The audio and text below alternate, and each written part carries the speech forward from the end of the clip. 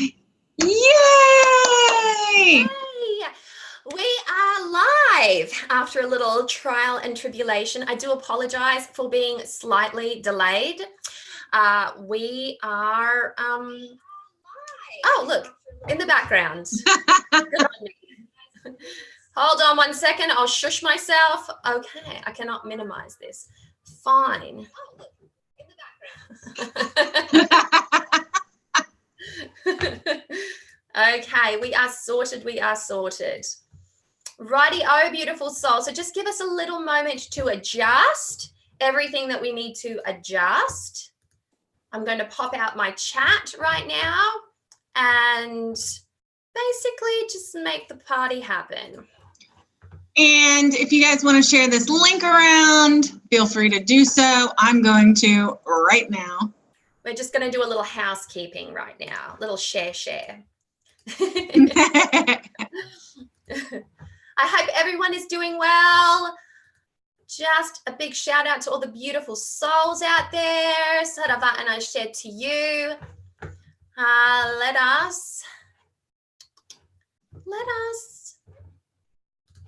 have a bit of fun today.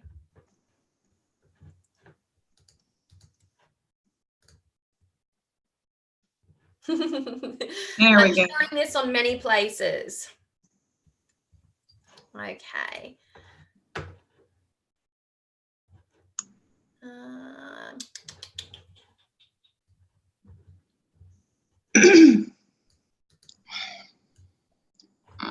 Whoops. I'm sharing this on all of my beautiful Patreon groups. And one more. Because just so you know, I'm going to be doing this live here on YouTube, and then Allorah and I are going to give you a little something extra over on Patreon. So if you're in the Card Slinger tier or the Witch Weaver tier, there's going to be a little something extra for you. And I might even open that invitation up to all of my patrons over there, just to give you a little something extra, because this is going to be a really fun unboxing to do, and you'll soon see why. All right, so I'm just doing a little bit more sharing here. I'm so unfamiliar with Facebook these days. I just never post a status anymore.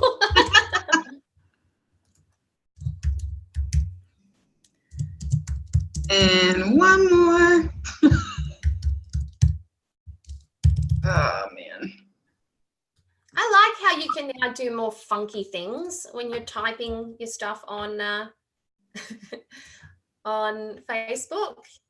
You can now format your text a little bit better. Oh, yeah. Okay, what happened to the Did you put this there we go. On STW? No, but you can. I'm on a roll here, guys. I'm on a roll. I did put it in for Love Up Cards, though, because those are all super card people. Good morning, everyone. Well, for most of you, it's probably night. This is true. But not for me. For me, it is 9:25 in the a.m.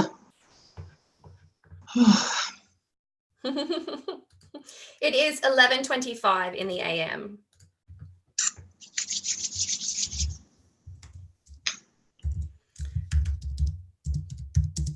I know, and pretty soon we're going to be back to opposite sides of the world. I know. I'm going to miss our day chats. I know. You're going to want to call me at 2 in the afternoon, and I'm going to be just. And I'll be like, oh gosh, I can't. I've lost her.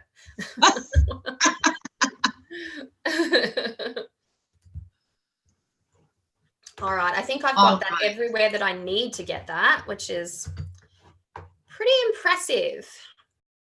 Really. Yay! I just totally shut the Facebook window, so I don't even know why I have bobby pins.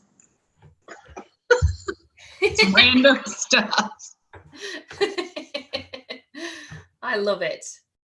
Wait a minute. Where did my chat box go? Yeah, in your... Not there. Below. Yeah, it would be below, but just where below? Look at that beautiful box. Oh, I found it. I'm so excited. So we have to tell the story of this oracle.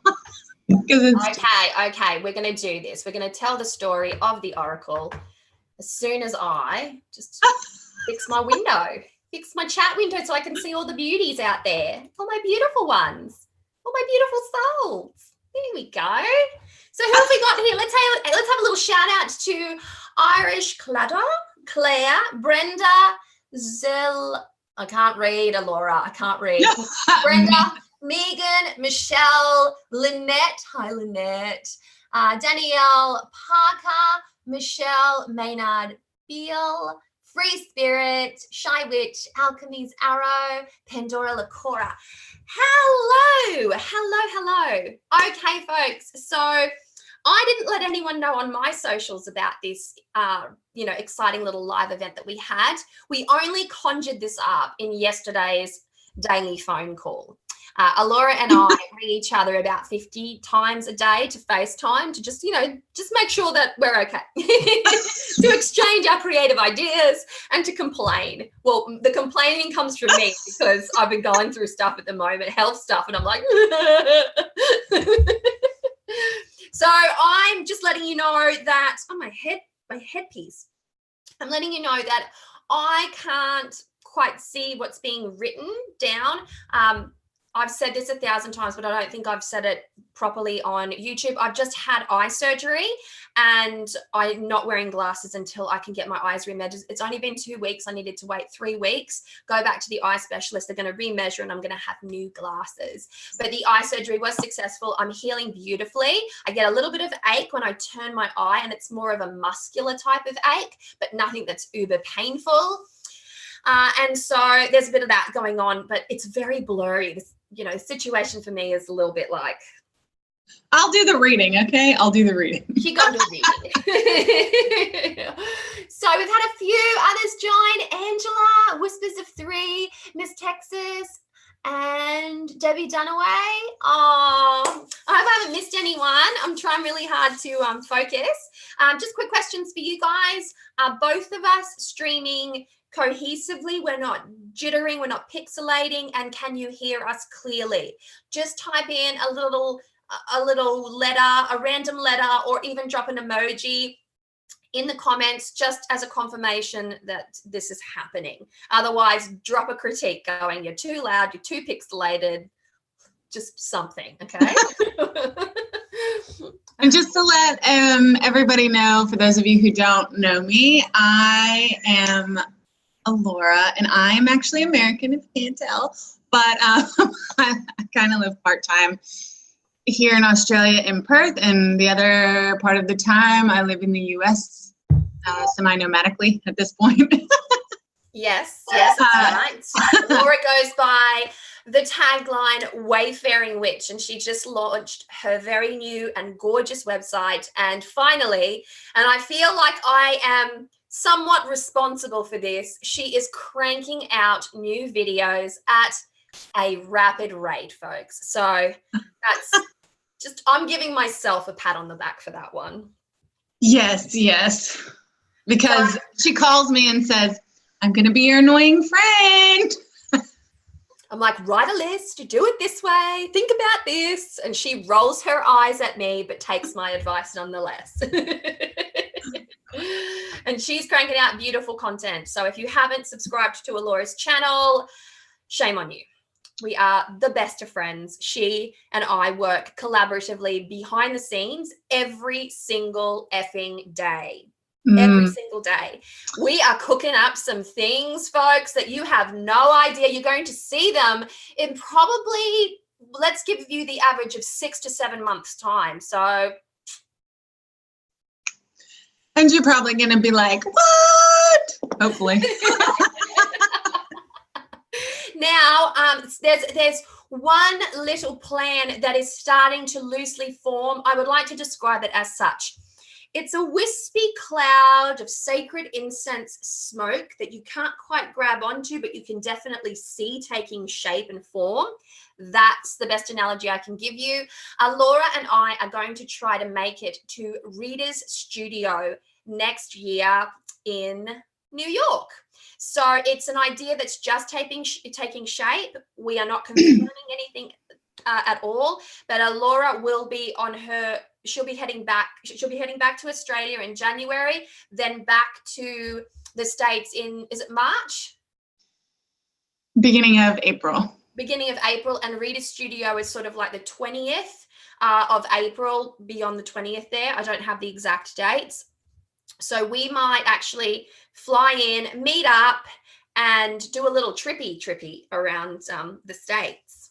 So I'm so excited. We'll let you know more about that, but you might have to subscribe to her channel to find out the other side of the details, because if that happens and I have no concept of the geography in the States, she does. So, oh yes, we're going to go here and here and here, because I'm going to go, Allorah's picking me up and we're driving. That's it.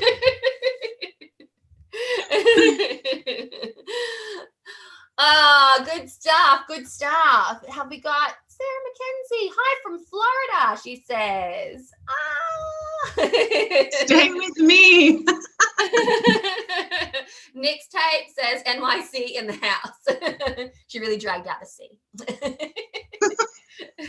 I like it. She's town proud or city proud. Christine, all right, let's get the party started, folks. So, Allorah. Okay, so we have to tell the story of this deck. Tell the story of this deck. Okay, folks, so it was my birthday. And Avalon called me on my birthday. But Avalon did not remember it was my birthday. So I gave her all day. I was like, it's fine, she'll remember. And then she didn't. And being who I am, I had to give her a little bit of crap about it. So I texted her and I was like, you're a terrible friend. Happy birthday to me. And she was like, oh my God, and started freaking out. I freaked out. I went on a social media rampage. Did I not? I posted pictures of her. I created graphics and glyphs. I sent her a happy birthday.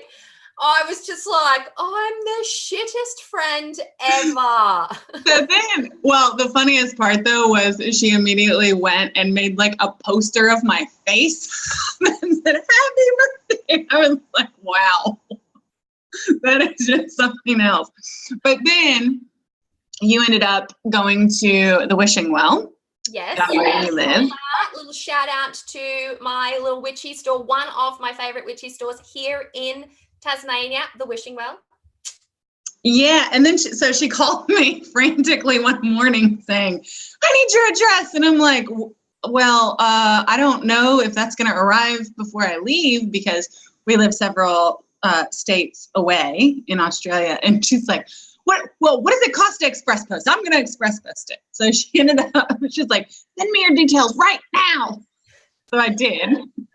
And so then I opened this and I was so excited. And I was like, yay! And she was like, but you can't open it. I was like, what? I can't open it? She's like, no, because I have this brilliant idea. We should do a double unboxing. And I was like, okay. Yeah. She was getting ready for date night anyway. She didn't even have time. So I have the Magic of You Oracle, which I shouted myself to, because it is created by Fiona Horn. Now, if you know any of my Australian witch story at all, you will know that Fiona Horn's book, literally in a sacred moment where I was standing at a little, spiritual fest in Mackay, in North Queensland. I was standing there, I was going through all the books, and this woman walks up to me, this beautiful woman walks up to me and goes, you need this book. It's amazing. So I, making friends, went, thank you for your recommendation. That's really kind of you. And I bought the book and I fell in love with Fiona. She is my 90s witch influence. She cranked out so many great books and she's such an interesting person. She is a singer. She is a pilot. She is a witch. She's given talks on TV. She's talked about witchcraft at Harvard University. She has just had a really accomplished career. She did a few TV series in America as well, and she's even posed for Playboy. So distinguished. And so I thought this would be a really good gift for Allorah, because it is the deck itself, it's the Magic of You Oracle, Unlock Your Hidden Truths by Fiona Horn, with artwork by Marcella Bolivar. And it has been published here in Australia by Rockpool Publishing. So it's an Australian author.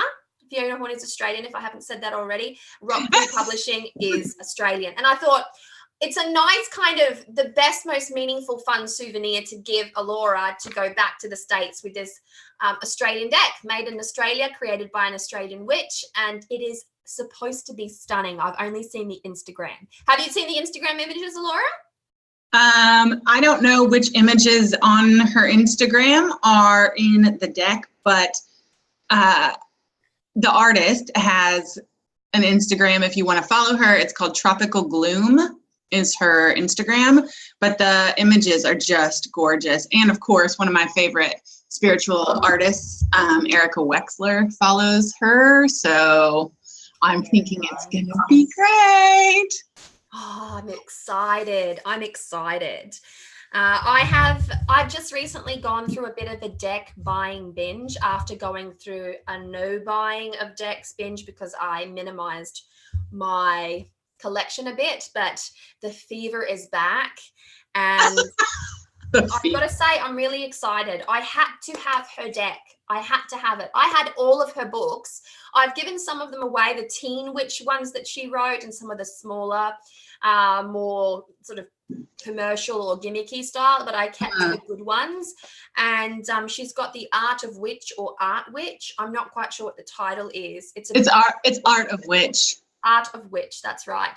And I've seen images of the book. It's a velveteen cover. I think it's also I'm pretty sure it's produced by Rockpool as well. Yes, I've held it in my hand. We're not being sponsored to say any of this. Like, nobody's paying me to say this. I just have a genuine love for Fiona Horn. Like, she just touched me as a really young, aspiring Australian witch, really disconnected from culture. She was the first tangible spiritual system. She presented it to me, and I devoured her books and became very devoted to her literature and really followed along, especially back in the days of the Witchcraft magazine in Australia, which all the 90 witches would know. Yeah, that's true. It's true. Good times, the heyday. Yeah, I've seen that magazine in different marketplaces, and I have to tell you, I'm very tempted to purchase it because I'm curious. Yeah. I didn't live here in the 90s, so. Yes, good times. I like that kind of historical, it's now considered more historical stuff. It's not history in the sense, but it follows the timeline of the development of modern witchcraft, especially.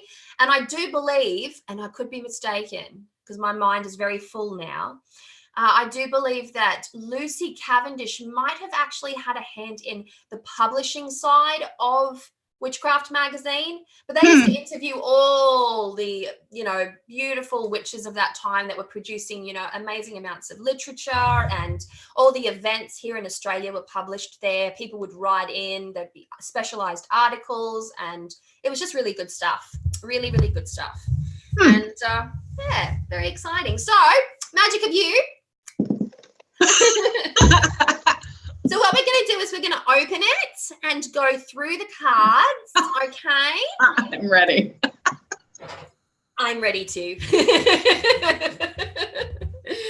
All right, shall we? 1, 2, 3, let's go. Oh, please don't let me slice myself. That went much better than I initially thought. Done! Yay! All right, straight off the bat, solid box, matte finish, spot gloss. Very nice. Feels like suede. doesn't it? Feels like luxury in the hands. Like, Ooh, ooh. very simple, but very pretty. Oh, yeah. That looks brighter on camera, but it's actually more subtle. It's more nature green. Mm-hmm. All right, that's how it sits in the box, like so. This is weird. There's a bit of space in the box, like. Yeah, like maybe 1/4 of an inch. Yeah, and so that would mean that they would rattle a little bit. It is what it is. Oh, okay. There's an app. There's an app. Okay, do you want to read this one? Download your free Rockpool Oracle reading cards app, available now. And then it gives you directions how to do it from iPhone and Google. Perfect. That's the first time I've seen that. Thanks, Really Rockpool. Very nice. Very nice. Very nice little touch there. Yeah. Especially if you're like out and about, you've got the deck. What are you doing? Okay, so you guys don't know this, but somebody shared that we were doing this, and I don't know if they have this deck or if I don't think they've seen this deck, because the share said, now you've got me really curious. I don't know. I wonder if they've seen pictures, but she put a key on her share, and the back of the card, the key. Ooh. Would you want to go through the book a little bit? Yeah. All right. So sorry, I'm so excited. Here it is, the art of which is in the back of the book. Here we go. Yeah. And it says, be thyself, be fearless, be proud. But you know, the one that I saw at the bookstore was not this size. It was very slender and long. Really? Yeah. Interesting. Okay, we've got a little bit about the illustrator in the back, and that is Marcela Bolivar is a digital artist who specializes in photo montage techniques. All her compositions are based in photographs that undergo a complex process of transformation, assemblage, and detailing, bringing them closer to a pictorial expression. And Marcela's photo illustrations have a light touch. The figures and surrounding flowers, plants, and fabrics appear to billow in the wind as if they might be blown away at any moment. Sticking to a mostly pale color palette, Bolivar gives her characters an elegant essence. We see them morphing and changing their shape to blend in with elements of nature, as if they behold mystical powers we can't quite comprehend. That's Nastasia Voinovsky. That word. Did you see how I was holding that? That hurt. All right. Do you want me to read the About Fiona Horn portion? Absolutely, yes. So that is Fiona Horn, if you don't know who she is. She's gorgeous. And it says about the author, Australian-born Fiona Horn launched a career in the entertainment industry as the lead singer of the chart-topping 90s electro rock band Death FX, before continuing on to author several internationally best-selling books on modern witchcraft. She established a successful career as a TV radio host and continues to be a popular guest on many programs around the world. Today, Fiona works as a commercial pilot and also donates her time and flying skills to humanitarian aid and animal rescue. She is also a yoga and spin instructor, professional fire dancer, and world record holding skydiver. Is there anything this woman can't do? I know, she's gorgeous. She is gorgeous. She's really lovely and just very humble and beautiful. I think on Instagram she goes by Fifi Pilot, or at least she used to, because I remember one day I wrote an Instagram post and this Fifi Pilot liked it and left a comment. And I was like, who is this person? And this is back, some years. And when I looked, I just about died. Just about died. What are we saying in the comments? Double unboxings are now a thing. Pandora Lacora. Yes, they are. It's a thing. We just thought it was a great idea because we had the exact same deck and you get to see two different perspectives. You know, I have a love for Fiona. Allorah probably doesn't have that same connection with her. So you get to see it from two very different perspectives.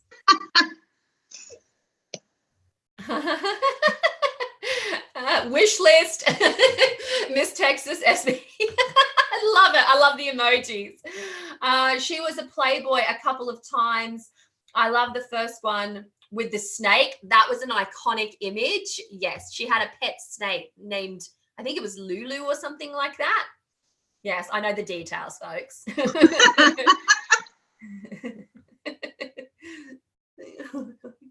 As I need to get ready to go. Claire says, you don't need to know this. Listening while taking shower as I need to get ready to go out. Good for you. Have a great time. Thank you for showering with us. Oh, correct. Lucy was the first editor of Witchcraft. I knew my stuff. I'm going to buy this one and I want to keep it the surprise, so I'll have to stop watching. Okay. What else have we got? I think that's it. Where can this be purchased, says Becky Jarrell. Jarrell. You know what I'm talking about, Becky. This can be purchased online. I got mine from Book Depository, but you can also get it. Did I? Maybe I got it from Booktopia. One of the two. You can get it in store. I bought this one at the Wishing Well. So most new age shops would sell it. And for you Americans, you can probably get it on Amazon as well as, who else would carry it? I mean, any metaphysical shop should be carrying it at this point, wouldn't you think? Yeah, you would think so. Would this be a Barnes and Noble thing? That's tough to say. I don't know if see, Barnes and Noble doesn't really carry a plethora of decks anymore. But one bookstore that does is Books A Million. If you live near Books A Million, their Witchcraft New Age section is like 2 walls. Well, like, you know, those really long bookshelves that go from floor to ceiling. Yeah, they have 2 of those with nothing but decks and books. And at least 3 shelves of it is decks alone. So that's it. Christine says Amazon has it for $15 on Prime. There you go. Yes. Amazon Prime, 2-day free shipping. Can't beat it. It's worth the money. That's right. Pays for itself. Yeah. So for those who don't know Rockpool Publishing, they are a relatively new, not new, but a relatively new publishing house that deals with mind, body, spirit content. So they do books as well as decks. I have had the pleasure of actually speaking to both the husband and the wife team when I was living up north. They were a little bit interested in my bone stone. I'm holding on to that bad boy like a mofo. So, but they were really lovely. And I did find out that I think it's Lisa. Forgive me if it's mistaken. The co-manager of Rockpool Publishing has quite a distinguished background in publishing through Random House. So there you go. Okay, I'm going to read. Don't quote me on any of that. I'm going to read the introduction in the beginning here. Okay, you do that. Okay, so in the little book it says, the magic of you oracles a viewing glass for the bigger picture in life, for those times when you can't see the wood for the trees and need perspective. The deck is designed to offer clarity and confirmation and may sometimes appear the opposite of what you're thinking and feeling for good reason.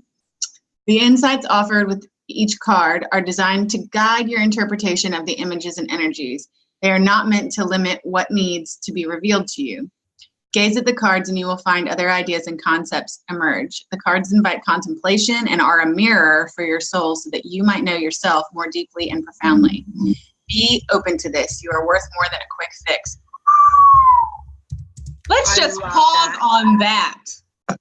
Because a lot of times when we get oracle decks, or at least the people that, you know, the spiritual circles we you know, socialize in, a lot of oracle decks don't venture to do that.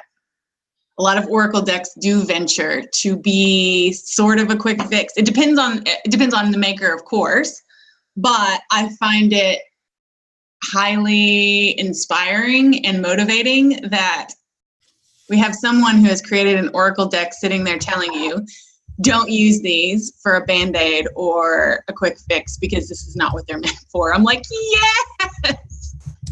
I love this. See, she's that good. She's that good, folks. I'm dropping this. So let me finish. There's another paragraph. There is a magical aspect to each card in the offering of a corresponding ritual forged with witch's wisdom. So excited. I love it. Performing the ritual is optional, but it is most likely that you will feel drawn to performing some magical work as you immerse yourself in the cards. You do not have to be a witch to perform the rituals and benefit from them. If you are an avowed witch, then the work will appear familiar. If you are a newcomer, then you may find yourself taking your first steps on the path of the witch. I wish you joy and fulfillment on your journey. Blessed be Fiona. Oh my gosh! Okay, I'm going to read a little bit now. Just a smidgy, okay? Oh my God. I'll just hold it like this. How to use the cards. That's in block, so I can read that pretty easy. The cards are designed especially for the reader to read for themselves. So this is a personal deck, something that you would use for your own personal spiritual development and self-exploration. I suggest saying this humble prayer before drawing cards for yourself. God, Goddess, Universe, pick one. Help me learn what can heal me. Help me know how to step into the best and most useful version of myself in this moment. That's very nice. And also, you can adapt that and create your own. Now that you know that it can become a little ritual, as you approach the cards. Before all readings offered for others, I suggest this prayer to help facilitate guidance from divine inspiration. So again, God, Goddess, Universe, help me to be of service to this person. Help me share with them ideas and thoughts that will help them be happy, healed, and the best versions of themselves. So there we have it. That keeps it pretty open. And then we, of course, go into the section of the book where it's all about spreads. And you have your traditional 3-card spread. It looks like, it's a past, present, future. A 9-card spread. Did you see the 9-card spread? Yeah, but it's what's after that I got excited about. The assist. Read it. Read what it says. The Magic of You Oracle is also designed to provide clarity for other decks. Draw your spread using another deck. Then, for extra clarity, draw single Magic of You cards. So, what we have here... Have you ever seen that written? This is a clarifier. Yeah, but the great thing is that, or so far that I can tell from what we've read, so she's designed this for the beginner through the adept, because more advanced practitioners do this with other decks. I'm so happy because it's like, thank you for writing that. Oh my God, oh my God, I've got a deck sandwich. I just thought about this. Because I use soul cards as an opener, for a self-healing message. Then I go through with a working deck, and then I give just a nice bit of sugar with an oracle deck. I could then add this before the last oracle deck as a really nice clarifier. I can see it. I can see it. Oh, I'm so happy. I'm super, super happy. Oh.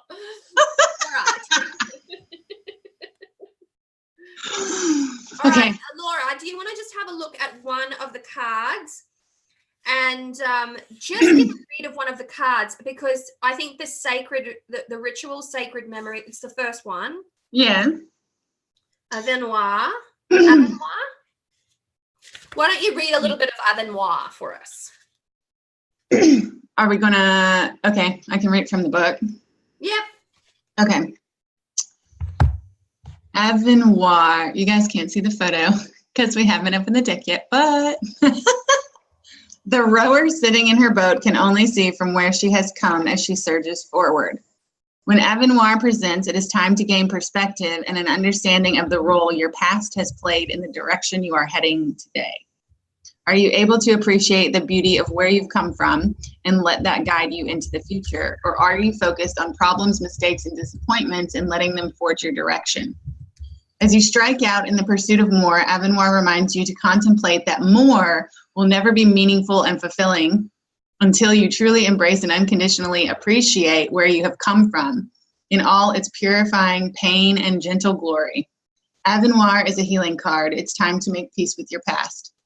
The girl in Allorah emerges from her journey along a dark, stormy sea, her hair still bearing the waves she rode as she was guided into this moment by her past. She trusts her gut. The tree of her life grows from her core experiences. Radiant and brave, she confidently faces an unknown future by anchoring herself in the present moment. In doing so, she embraces her life's journey without judgment. She does not regret the past nor fear its weight or legacy. She has learned to see it for what it is, essential to her growth. As you face your challenges today, embrace your past, climb high, be brave and bold. Unconditionally, the past lifts you up. The tree of life is yours to climb, so trust it. Yay! That is so good. Yes, she is a very good writer. She writes from a point of feeling without being overly flowery or too complicated. Just nice, subtle prose. And then the ritual's so good. Oh my gosh. Don't read it just yet. Don't read it just yet. Folks, if you are enjoying this and you would like to share it with Rockpool Publishing or with Fiona Horn, then I'm going to give you a mad minute to take that device and bless us with such sacred actions. So, and those who do, if you post anything on Facebook, if you post anything on Instagram, tag us and we will pull a card for you. Okay? Oh, and there's a reward. Got my phone. What am I on Instagram? I'm Avalon Cameron on Instagram, okay? So Avalon Cameron Instagram. I don't know. You're on there every day. You're like, I don't even know my username. Oh God, it's just my name. It's just my name. I'm so excited. Goodness. I'm going to put this, I'm just going to quickly snap a photo so we can just, share this magical moment. It's a magical moment. Hang on, I got to get the recording equipment. It's happening. I'm so excited. Oh gosh, this is fun. This is fun, and this is perfect for a Friday. Yep. Happy Friday, everyone. And Thursday evening to those who It's almost Friday. It's almost Friday, y'all. Hang in there. What is Fiona Horn? Don't know. On Insta. Well, we're about to find out. The Art of Witch. Nope. Yes. No. Is that her? No. That can't be. Can it? What? Hold on. I'm looking. The Art of Witch, Fiona Horn.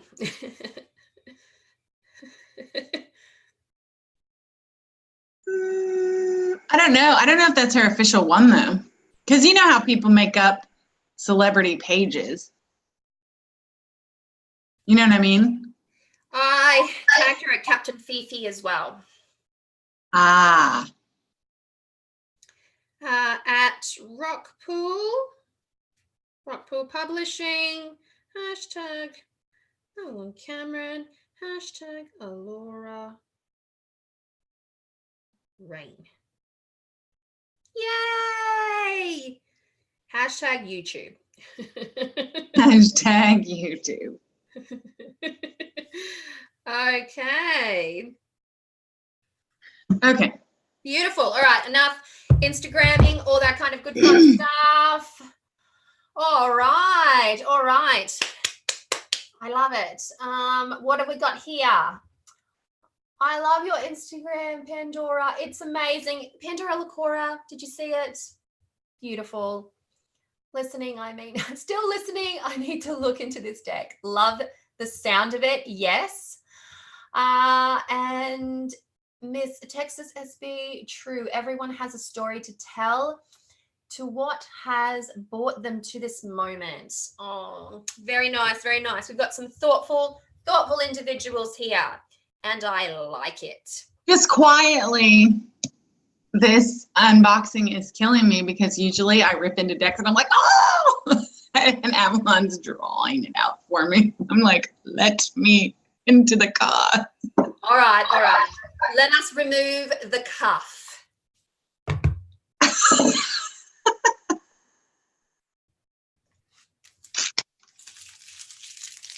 That's not as plasticky as the others. All right.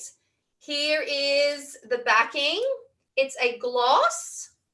It's a gloss backing. Now, one thing that I would just like to comment on, in the book, there is beautiful graphics. And where was it that I saw here? I don't want to really show you a card. No, I have to show you a card. I'll go like that. There we go. And you can see that the key's been used there, and the sparkly star in the box, it's been blended in there as well. So they've really carried their theme through quite nicely, and that is good to see. So the deck is not edged. Okay, it's pretty standard Oracle card size. Probably the same size, a bit smaller than a Blue Angel deck, I would say, but somewhere in that vicinity. It's got a squarish shape. No gilding, just white corners. So this is a deck that you could edge.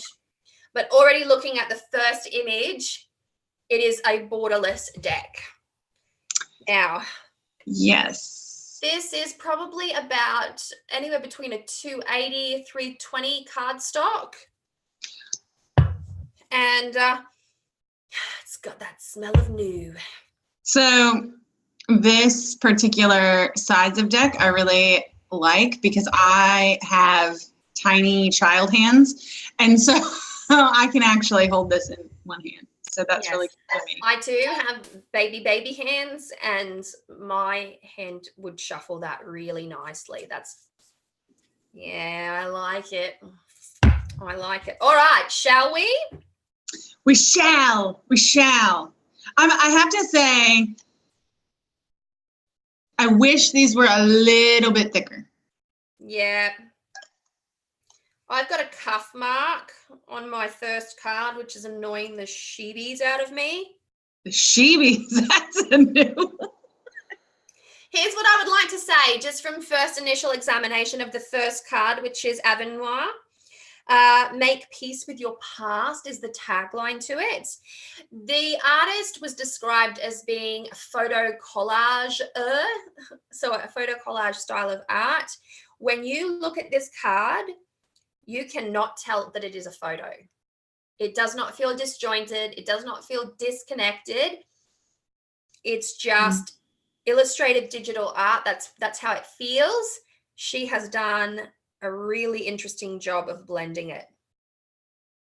So, card one, ready? Ready?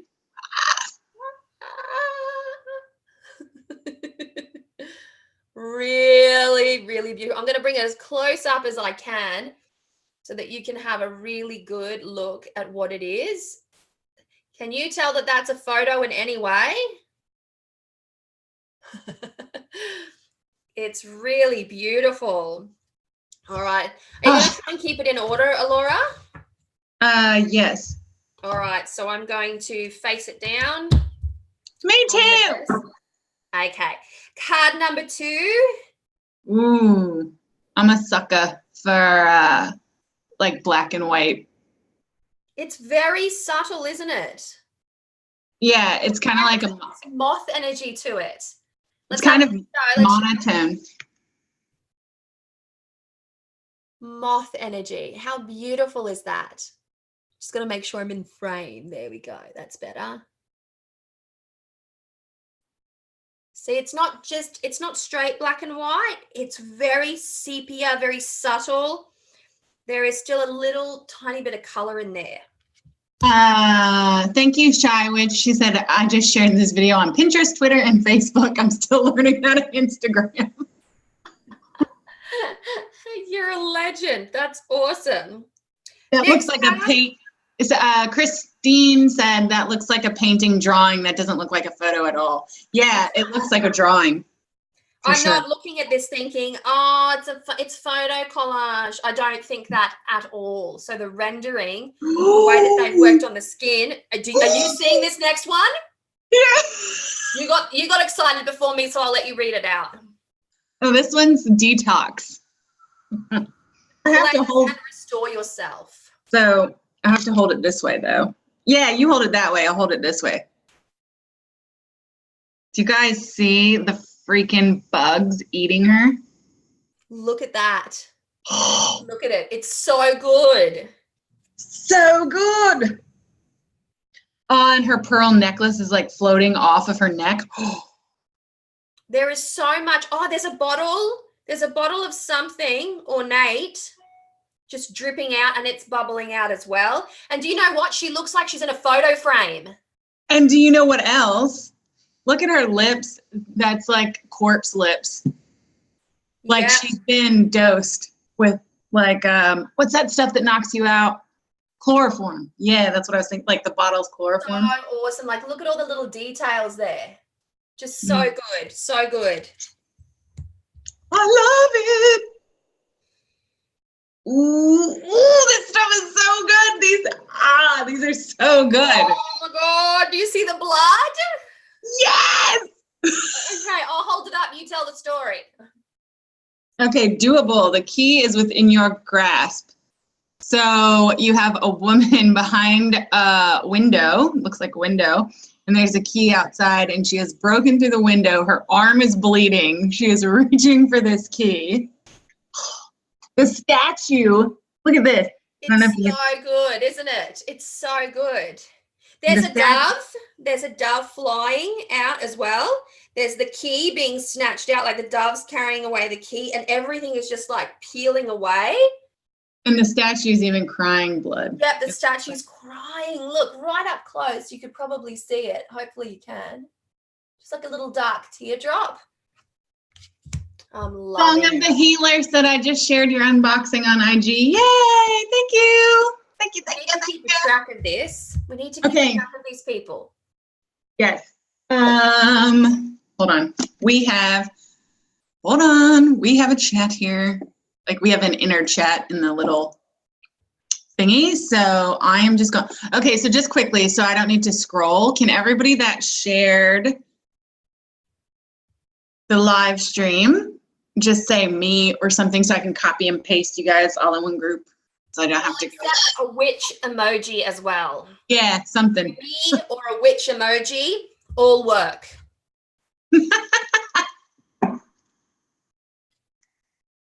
Okay, you. Oh, this is beautiful. The next card number 5, is Effervescence. And the tagline for it is Cultivate Love. She looks like a flower. She actually looks like the petals of a tulip. I'm opening up our chat. Wiki. Oh, yeah. And I love how her hair's all in her face too. Yeah, that's Anna's style. She loves to do the billowing hair. Look at how beautiful that is. And it's nice, sort of that deep red, lustrous. But do you see how she looks like petals? Just subtle petals. Yes, I love it. Oh, beautiful. It's so good.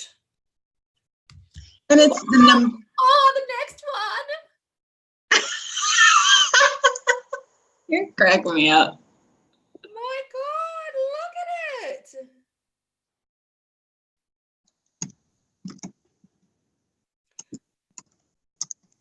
This is so good. If any of them did look like a photograph, I think so far this one probably is the closest and still does not really look like a photograph, but it's the closest. So this is Epiphany, Reveal Your Gifts. Look, she's actually bleeding gold. She's got a hole in her arm and she's bleeding gold.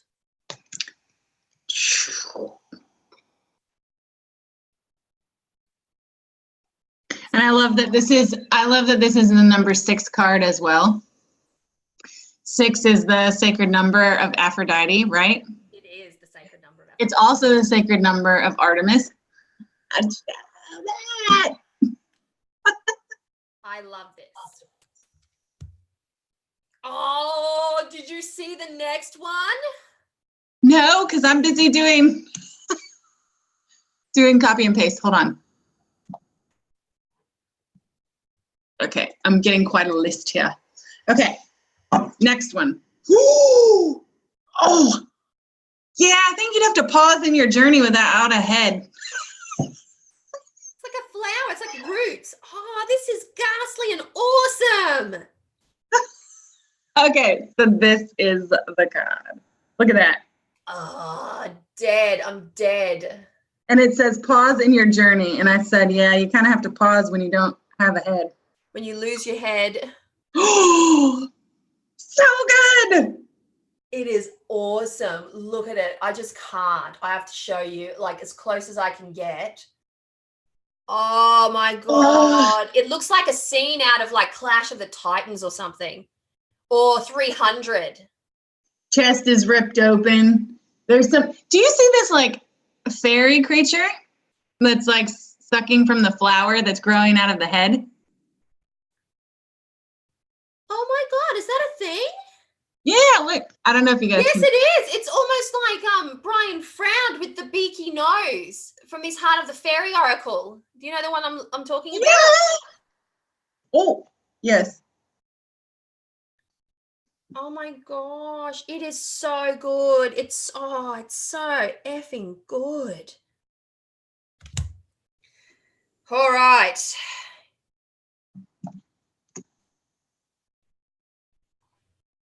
Oh my gosh. Oh my gosh. Did you see this one?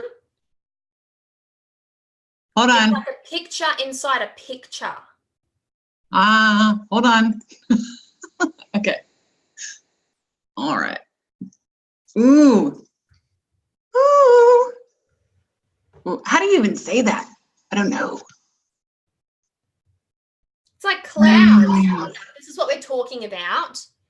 So if I hold it up nice and close, you can see that there's thorns there and there's what looks like clouds and a bird. It's very like multi-dimensional. And also like, so you've got the thorns there, but then you have the rose petals. So, and this is about everything in perfect balance. Eunoia. I have no idea how you Eunoia? Eunoia. Everything in perfect balance. She's kind of crowned and she has a crown of thorns, which is a little nod. And it's very saintly if you look at it, but it's sort of heavy metal saintly. Just intense. It's intense. Intense. It is intense. Oh, I like the next one. I find it interesting. The next card has more of a, I don't know, I think it's a more masculine feel to it. Mm. And it's very Phantom of the Opera kind of in its way. It's Euphoria, Honor Yourself. And this is card number 9. What? So I like that they had a woman on card 6 and what appears to be, well, it's very androgynous, really. Card 9.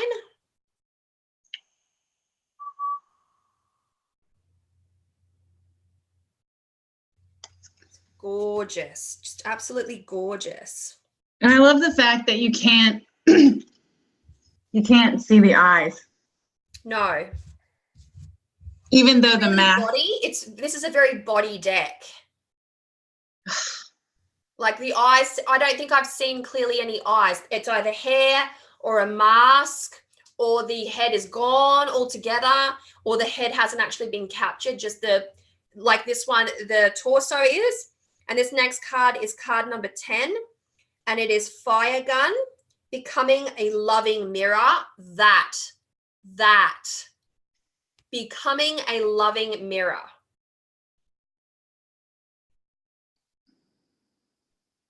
That is trippy. Look at that. See what I mean? Headless, but not as in decapitated. Looks like a little dragon in the bottom left-hand corner. Oh, yeah. Just a little critter.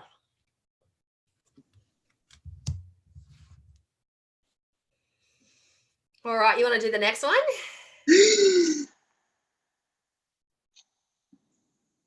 This is cool. Okay, this is card 11, and it says flashover. It's all in your head.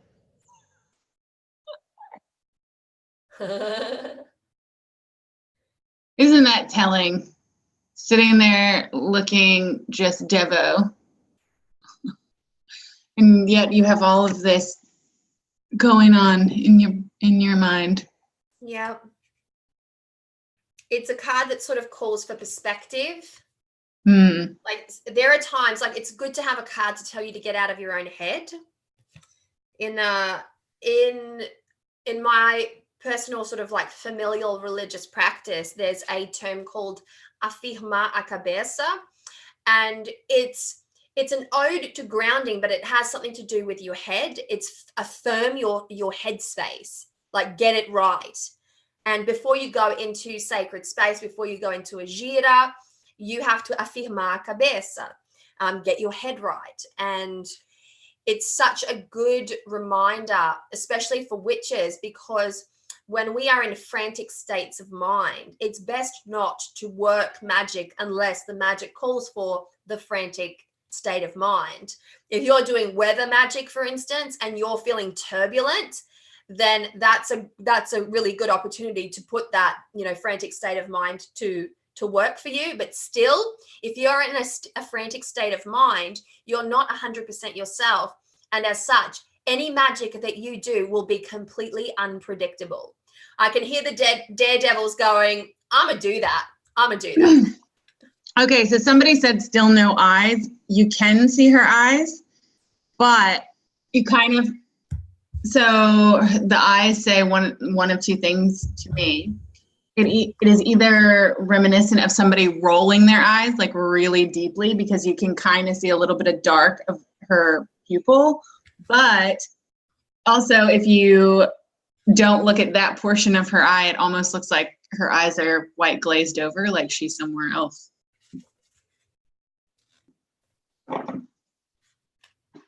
Listen to this. I want to read a little bit of this because I like this card. I like what it stands for. So just forgive me. Allorah might have to sort of pick up halfway there. So this is page 34, Allorah. Hold up. I'll start reading it and then I'll hand over to you, okay? Yes, ma'am. You are overthinking things. Friction and resistance in the circuits of your brain have now confused you into thinking the pain and tension is in the world around you, when really it's all in your head. The good news is that at the same time, all it takes is a spark of trust to short circuit resistance built up from friction with the world. Do you want to take over, Allorah? Yep. When flashover appears, it's time to close your eyes and take a deep breath and recognize that the only thing standing in your way is you. The light of a busy mind can be beautiful, but in order to reveal its best achievements, times of darkness and rest are essential. After all, you can only see the stars in the darkness. Let go of your worries and fears for a while without reservation and let the world balance itself around you. The girl of flashover is wary but realizes that she cannot continue in this way.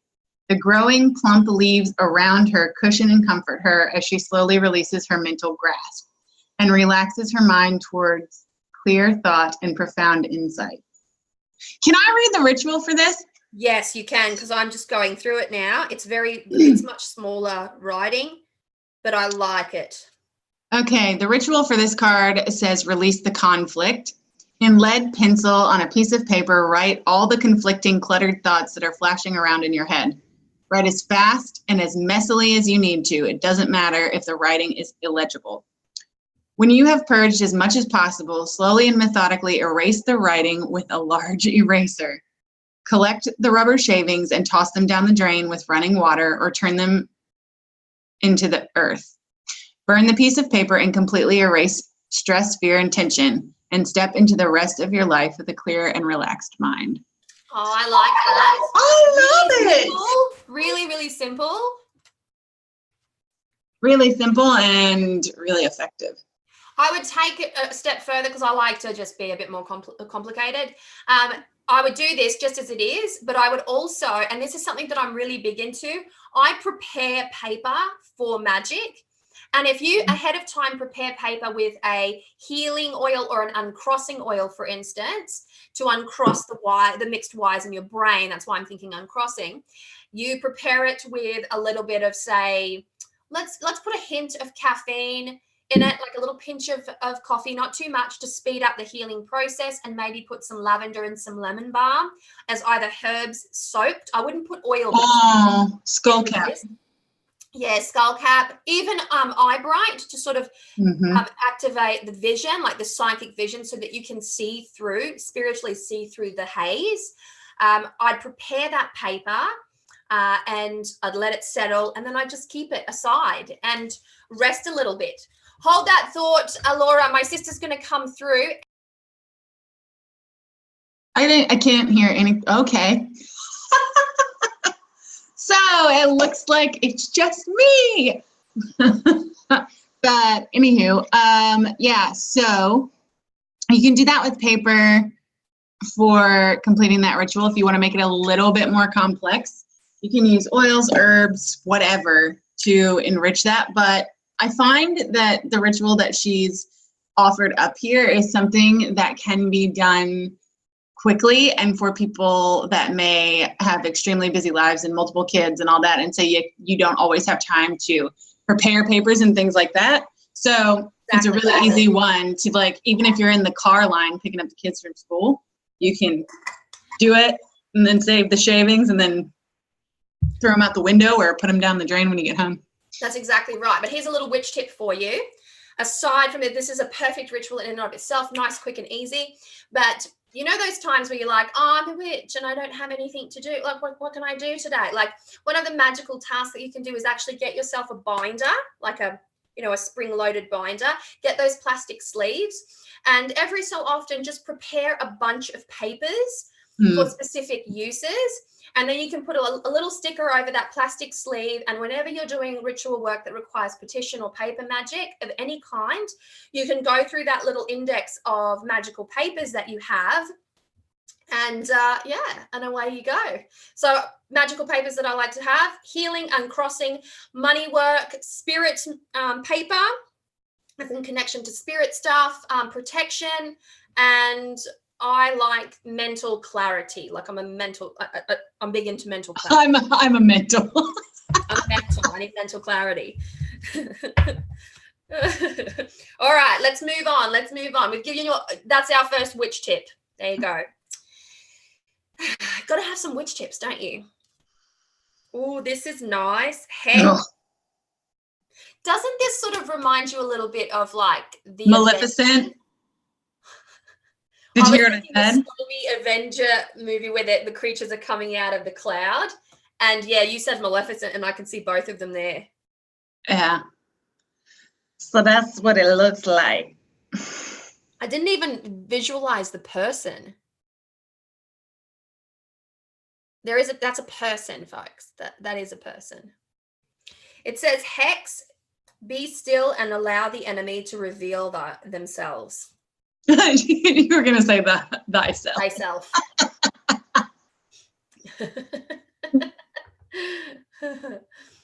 Oh my gosh. No. Oh, this. Is that a swan skull? I don't know. Like, that's, you know what it makes me think of? Never-ending story? It makes me think of the masks that they used to wear back in the early 1900s. Like, Plague masks. yeah. It's a mixture of all those things. Check this out. It is Liberation, Free Yourself. It's number 13. See, it's got a little ode to what's the flying creature in the Neverending Story? I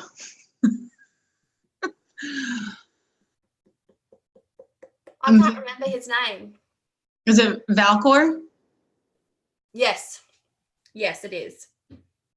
But but it's also reminiscent of like the winged serpent. Everyone's like, Falcor. I'm like, thank you, folks. Falcor, Christina. I don't know. All that was going through my head was Atreyu. Yeah. I was like, oh, what is his name? I was thinking Artex. Well, that's just disturbing. That is amazing. She says, oh, that's amazing. I'm like, that's a little disturbing. This is like, it's kind of post-apocalyptic in a way. Like, so this is the card that says, it says Lavaria, let love grow, but it's a very morbid. It's my kind of morbid though. Scorpio moons and Scorpio ascendants, you will love this.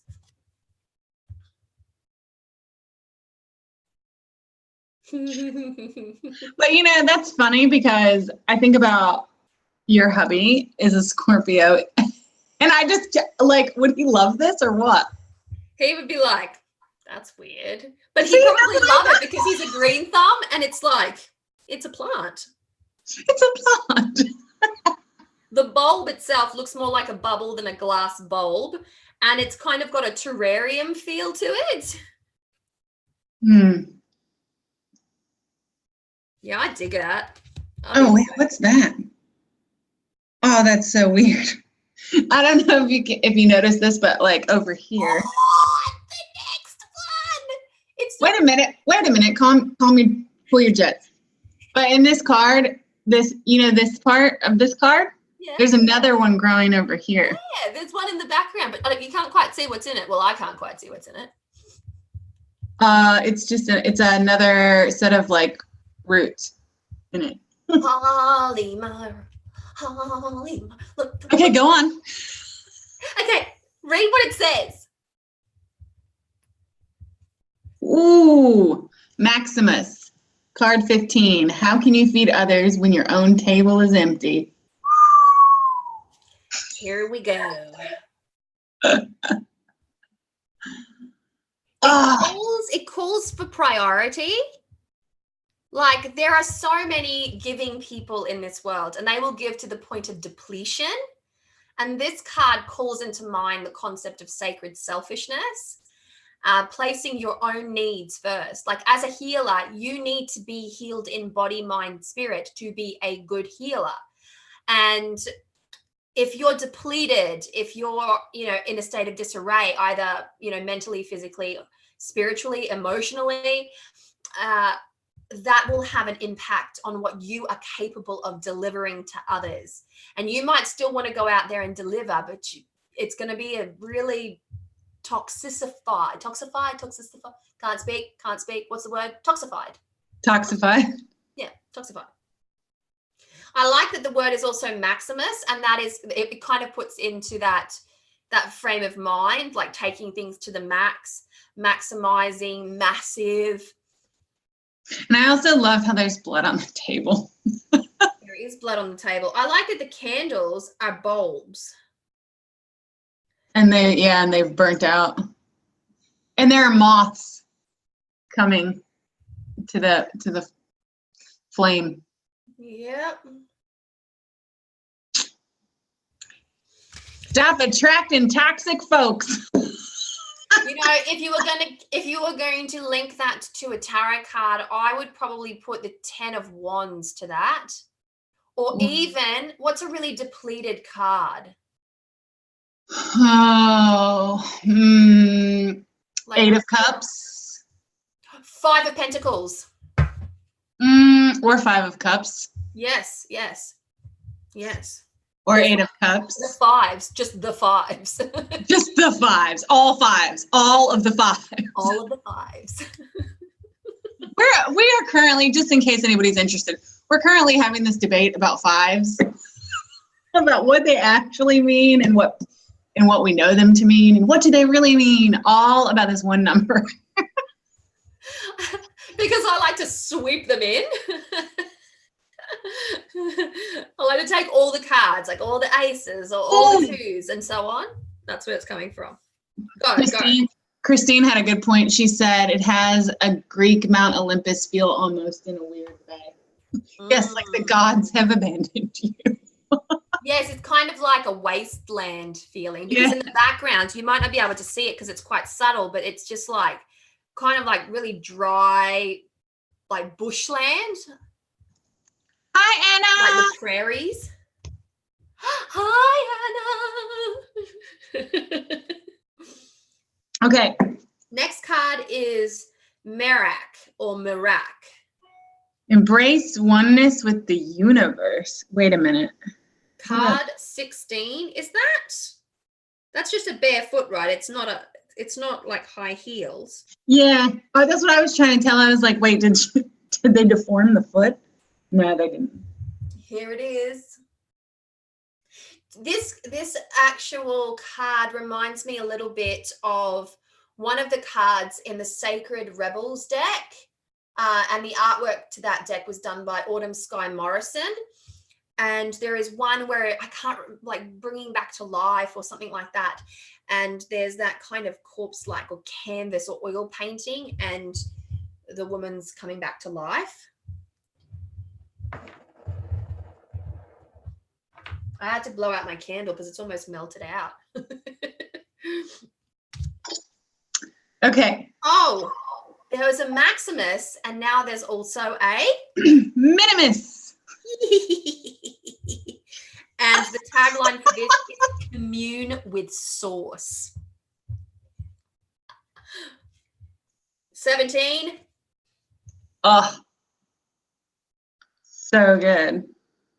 I'm actually really curious to read a little bit of 17. Minimus, straight up. Page 49, in case you're wondering, Allorah. Oh, hold on a second. Okay. Nature holds all the answers. The wisest witch knows her questions will be answered when she dives into the natural world without reservations. Like the girl of Minimus, who is fused with the forest, it is your time to merge with the source. Drop your stuff, your attachments, and be one with nature. It's time to recommune with the raw, authentic self that was you when you were sparked. Should we read more? I can pick it up. Yep. Raw, authentic self, that was you when you were sparked into this existence and what you will be when you transition into the next plane of existence. Minimus dips her fingers into the well of universal inspiration. This is the card of meditation. There's also a flip interpretation. Is she retreating or emerging? If this card is drawn during a period of solitude, it is a prompt that it is now time to emerge from the dark, restorative forest into the sunlight to share your radiance. And conversely, if it is drawn during a time of intense activity and visibility, it is time to retreat to the shadows. Ooh. Oh my gosh. That is awesome. The ritual for that one looks like you need to be naked for it. And it does not seem suitable to someone like me. Wait, what? I wouldn't sit my naked body on the ground with jack jumper ants and snakes around me. I just wouldn't.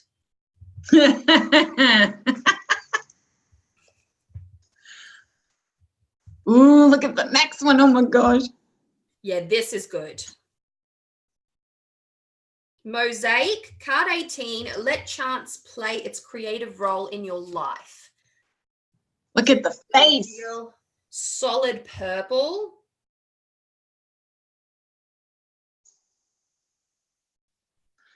And I have to say, this color palette really reminds me of like, what is it? The Vintage Wisdom Oracle.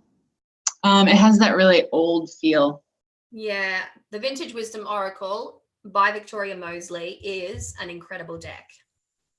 Yes, but it's not all the, her deck's more muted, but it still feels like it's old, this deck, the artwork. Yeah. So Mosaic, let chance play its creative role in your life. And this one sort of speaks a lot about trust, don't you think, Allorah? Like, let the idea of chance play its role out in your life. So, like, trust the muse, trust the moment, leap of faith, that kind of stuff. Those types of themes. Fall apart to come together. That's exactly right. So it's got a little tower in that case. Little 3 of Swords, little tower energy there. Little tower in that face, she says. Yeah. I like it. I like it. Oh, bye, Song of the Healer. Oh, bye-bye. I'll come back to see what my card is tomorrow. Don't forget me. I have all the names. Don't worry.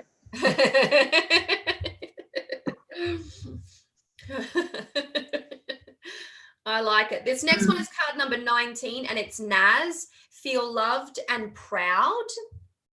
This is beautiful. Her hands are like vines. Yeah, it is gorgeous. I'll bring nice and close. Oh, there's boobs. Oh, there's boobs. Artistically depicted bosoms of thy sacred feminine.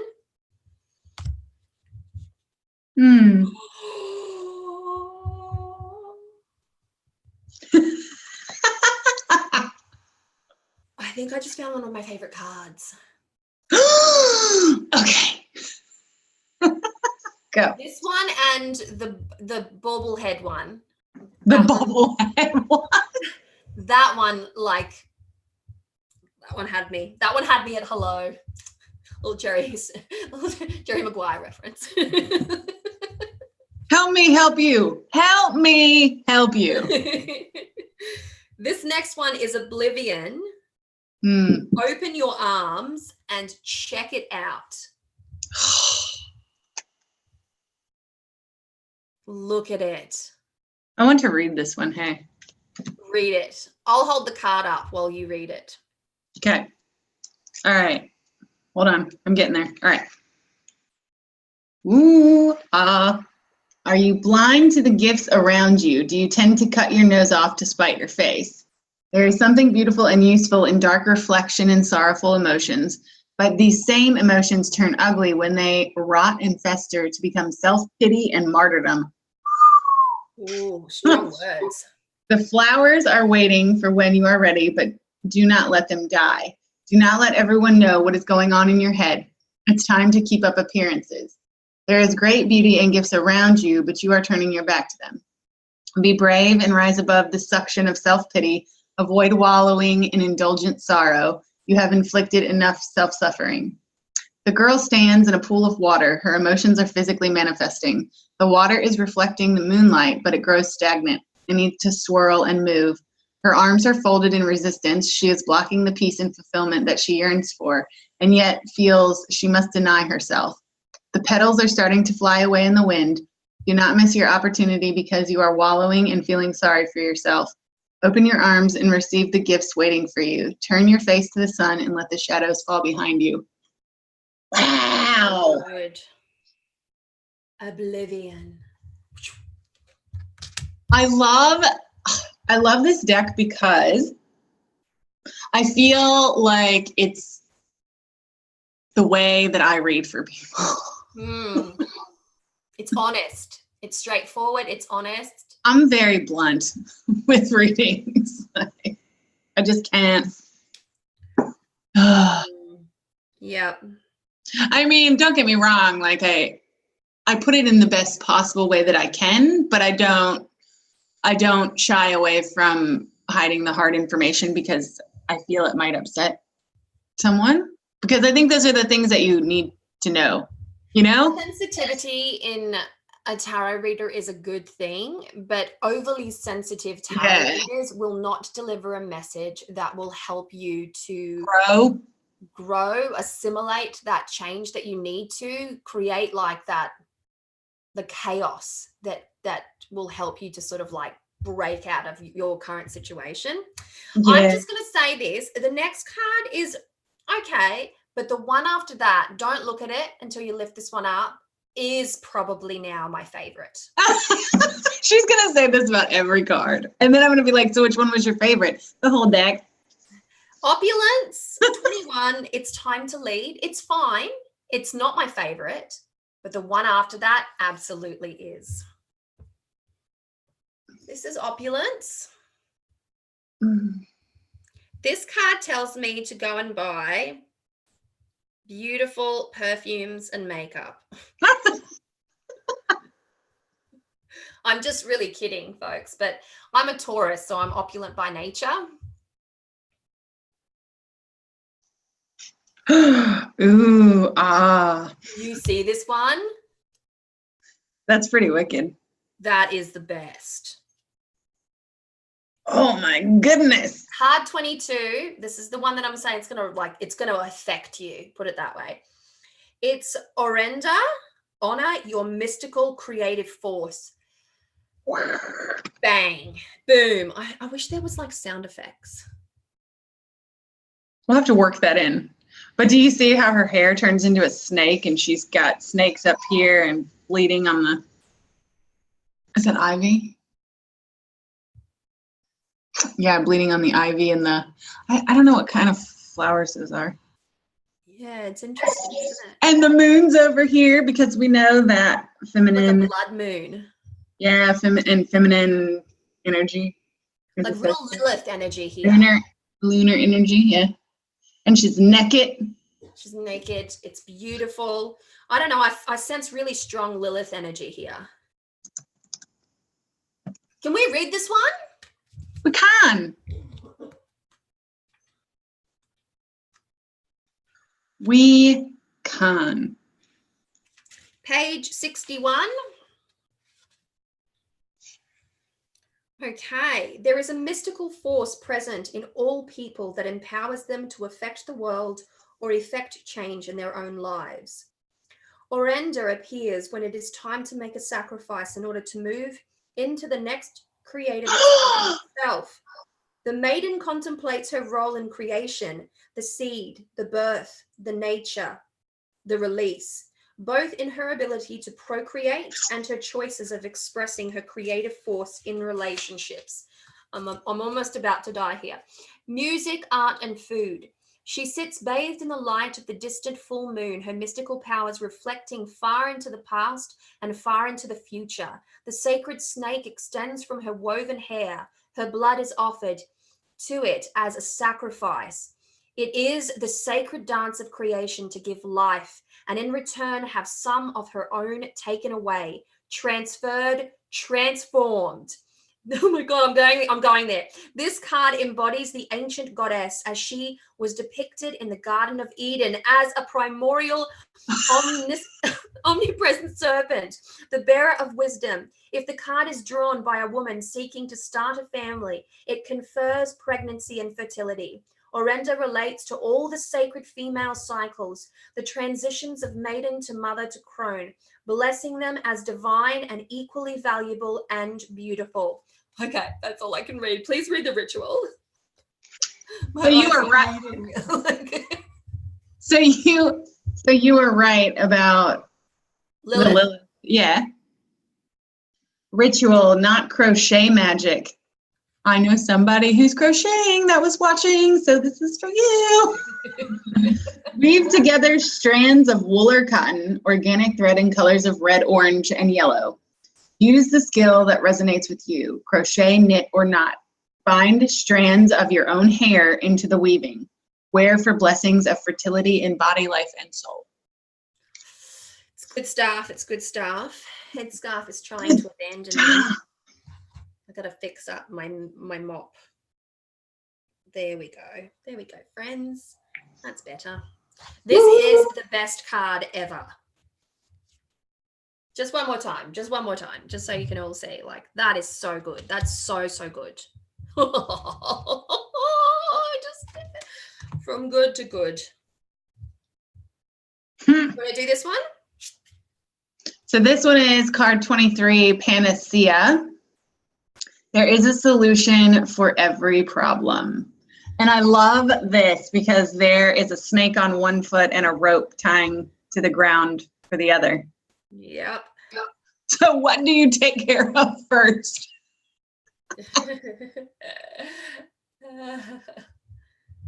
It's really beautiful. Interesting. I can't even tell what that's tied to. The deck also makes me think of the Chicoli Tarot. Mm. Kind of luminous, kind of other world where it's slightly askew. Mm. It's Well, this is a pretty one. I'm doing 25 because I love it. This is 24, paradisiacal. Paradisiacal. Paradisiacal. You belong to paradise. This is beautiful. Eyes are shut. The eyes and all this throughout this, most of this deck are either shut or white or black. Interesting. Or veiled. Yeah, masked or veiled. All right, this one's yours. Ugh. So 25 is phenomenon. 26 is mine. 26 is mine. Sorry, keep going. Start again. Okay, 25 is called phenomenon, and it says be still and listen to the spirits. Check this out. It's like a Hecate priestess. And look at the eye. Like the eye on this side is like the light's coming through it like it's a window, but the other eye is not like that. Crossing the veil. Just wicked. Just wicked. Look at it. Like, I feel like Marcella Bolivar should do costuming for fantasy series like Game of Thrones or any of those that exist. Exactly. Ooh, dang. Okay, 26, protection. Tagline, set personal boundaries. Check it. I liked this one. I got excited because it's about setting boundaries. And she's got literal spikes on her back, so you cannot touch her. Thorny back, like she's got her shields up. Love it. Really white, like roses, snowy, white roots, white spikes. No eyes, of course, because the hair continues to billow and sweep. Oh my God. No, look at, when you pick this one up, look at the next one. I love it. I knew you were going to get super excited because I love it. Holy Doolies. Holy moly, that's what it is. All right, 27, resilience, burn away the past. This is good. Look at how busy it is. It's good. It's got a lot going on. She's got a crown around her head and the foreground is on fire and she's just chilling. She's cool. Love the hair. Love the hair. Oh my God. All right, this next one's on you. 28, sacrifice. What can you let go of? And oh my God, how cool is that? Look at her arm. It's under the ground and it's drawn like, it's like a x-ray. You can see the bones and stuff in her arm. Yep. And then there's like some kind of like alien primordial creature thingy, like root-like thing. Oh, Like it looks like the Matrix when they put the plug in the back of the head. oh yeah. So she's half in and half out of the ground. Oh, so good. Look at that sky. It's amazing. Sunshine Dawn says, wow, I never would have guessed these cards would be so freaking awesome. Yeah. Yeah. All right. Oh my gosh, somebody with an eye. Somebody with an eye. Like, this is rare, Oh folks. my God, it's an eye. Yeah. But only one. Mm. Not because they're one eye, just because that's the way it's drawn. So this one is Samadhi. Samadhi. Perfect acceptance. Mm. Look See at the that. little eye there? You can actually see the eye. I see you. Interesting. Oh, this is a beautiful one. Just really simple, really natural, really nature-based. Card 30 is really nice. I should have also mentioned, and we haven't just yet, this is a 36 card deck. The next card is 30, and it's Serendipity. Merge with the flow. Okay. It's really dark. And I'm sure it's on purpose because she is literally merging with this wall of plants. Of leafy tropical plants. It's beautiful. Oh, the next one's a really good one, folks. This is really good. It's kind of ghostly. Are you looking at 31? Mm-hmm. It reminds me of a post that Karis Molina put up the other day. This says Solitude, Alone but Not Lonely, card 31. Look at how beautiful it is. It's really ghostly. It's very sinuous. Mm-hmm. It reminds me a little bit of that. Have you seen that movie 300, Allorah? Yes. So you know when they go, the protagonist, the male protagonist, he goes up to visit the Oracle, and there's a girl sort of like suspended and all billowing, and she's doing that little dance. That's that kind of wispiness. I love it. All right. Next is yours. All right. Next, we have 32, Tangibility, Make Your Dreams Real. And this is neat. So again, no eyes, but she has a rose for an eye. I don't know if you can, there you go. And she is wrapped in clouds, and there's butterflies, and there's actually I don't know what kind of bird that is because I haven't looked at it closely, but there's a bird on her arm. So this is about dreaming up your reality and making it your reality. Beautiful, isn't it? So much vintage wisdom feel from that. Yeah, that one does really. Oh, look at the next one. Oh my God, that's awesome. That is crazy. 33, you guys are going to love this. 33, Translucence. Love the darkness. Check this out. Check it out. That looks like a raven.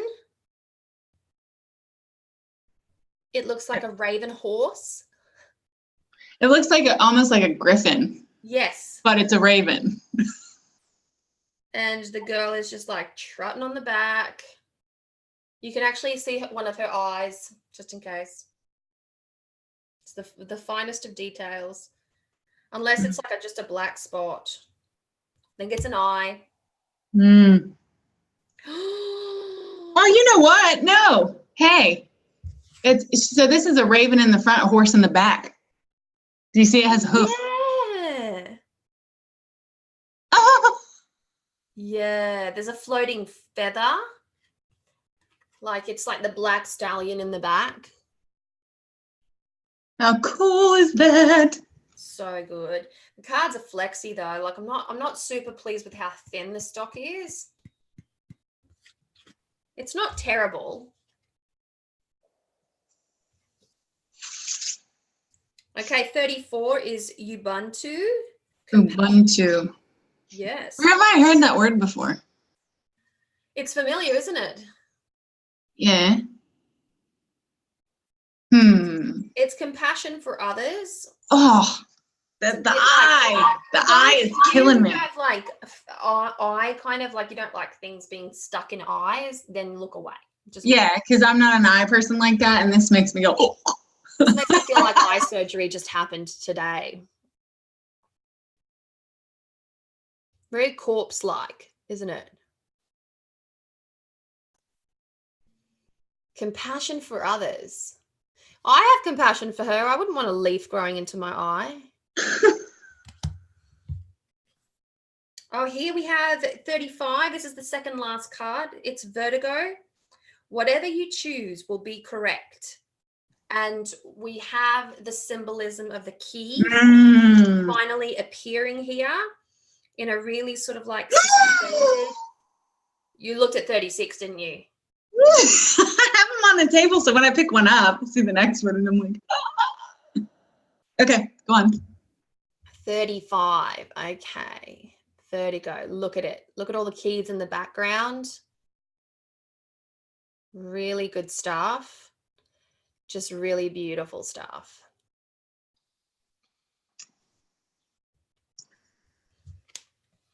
And I'm pretty sure this is what happens when you have vertigo because it's been described to me as everything goes floaty and spirally and. Yes, I get vertigo a lot because I have low blood pressure. It doesn't happen to me anywhere near as much as it used to.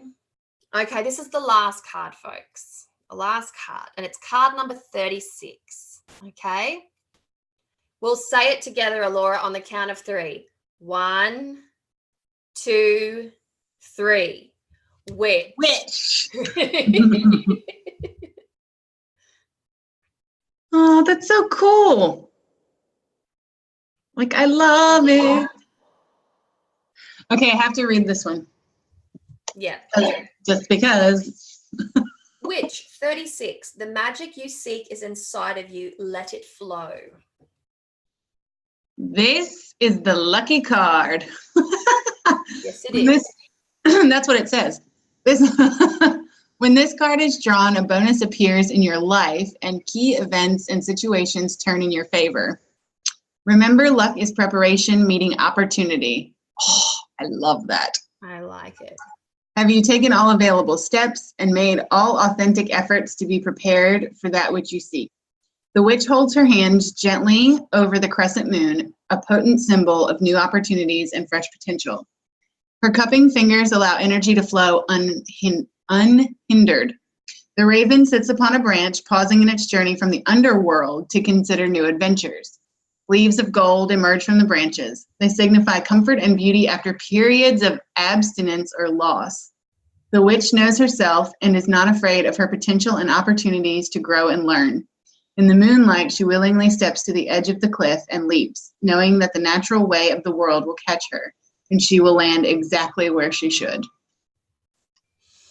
Beautiful. I got the chills. It's a good one. It's a good one, folks. It's a good one. Well, that was the entire deck, folks. So let's do a little something with the deck. Yeah, Allorah? Okay. I need a 5-minute pause. Okay. 5-minute pause to set up. Yes, and I also have to tinkle and. Okay. I will pause. And same for you guys. If you've been sitting here, take this time to go to the bathroom, grab some popcorn or a snack, because we will be reading cards when we get back, because we're going to cleanse them, anoint them, and all that good stuff. And then we're going to commence some readings. I'm so excited. Okay, so how do I, hold on. I can't, how do I, there you go.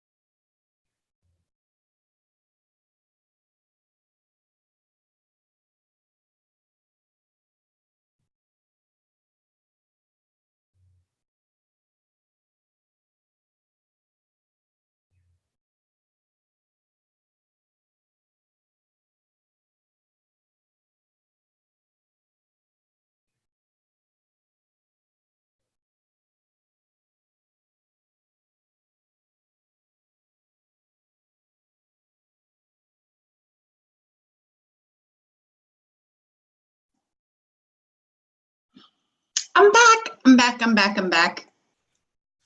I had to grab a lighter because my candle, we've been on this broadcast so long, my candle went out.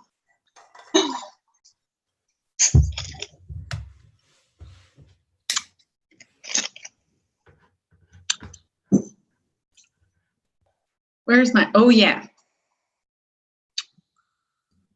Yay! Hi. Hi. I had to grab a candle lighter match flamethrower. Just fire, folks. I just have to grab some fire. Okay, so we're going to be prepping our decks now. Allorah is using some essence. Yeah, this is Palo Santo. I'm using some Palo Santo wood. Just going to light this bad boy.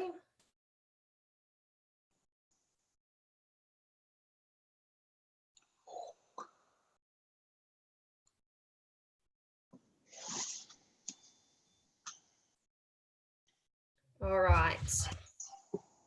So we're just going to start with a good smudging, holding the intention.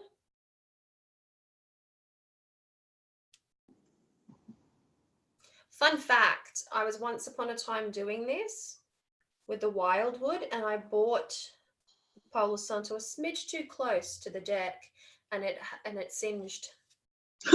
Gave it a red, like a brownie color. It was nice. It's my deck now.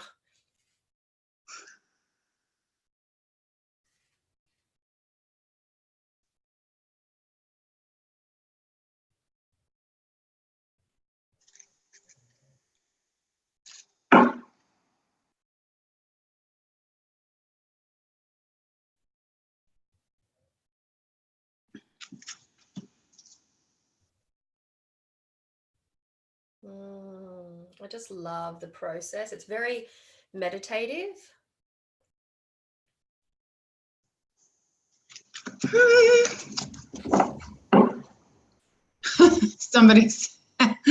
Somebody responded to your story and said that would give me a heart attack.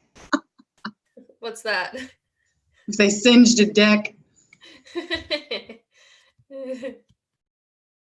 Oh, I had a friend of mine, shortly after the Bonefire Tarot came out, I managed to secure 2 copies, one both, independently published with the little cloth bags, and she bought one of them, took it home, and her cat knocked it off the stand and into its water bowl, so every card was screwed, and it was a first edition. Ugh.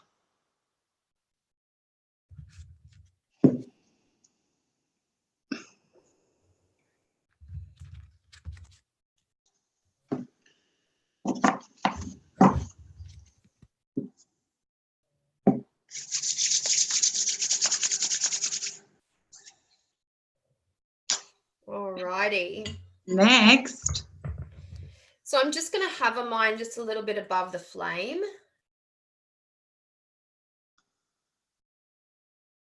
Just to warm it. Give it a little knock to wake it up.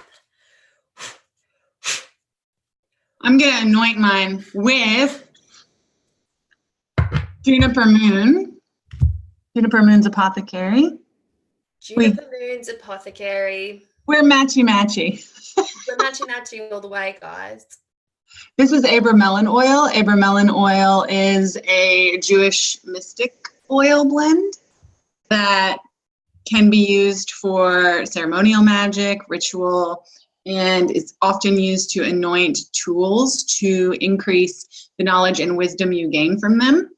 And I'm super excited to use this. Abramelin oil? Not Merlin, Melon. Melon. Abramelin oil? She wants to say Merlin so bad. Say it. Abramelin is a ceremonial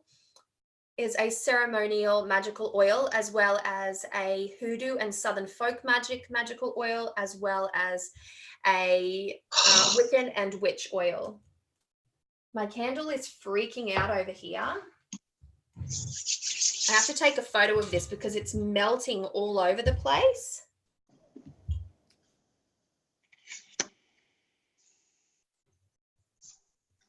So I've anointed my hands and I'm just, I ran it across the backs, the fronts, and all the sides, because that way I can get them all at once.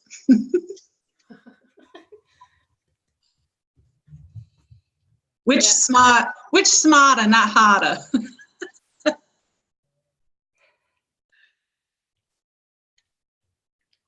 Just got to activate my oil a little bit. I consecrated and blessed mine this morning on my altar, so they're ready to rock and roll. Oh my gosh, this stuff smells so good too.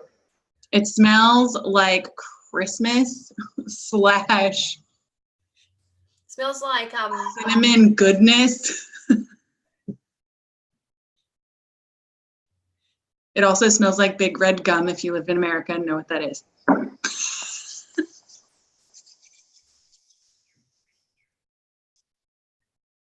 Pamela Musok, I don't know if I'm saying that right, says, oh cool, can't wait to try Juniper Moon's makings on my next to get on wish list. Yes, her stuff is so good.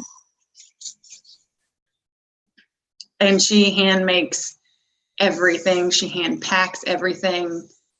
She weaves intention and magic into everything she makes. So I highly recommend her stuff. Oh, that was close. Sorry. Okay. Oh, it's sealed. Oh, yeah. Smell it in your hands. Oh. Look at that.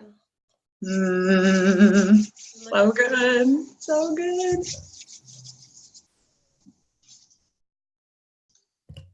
Oh.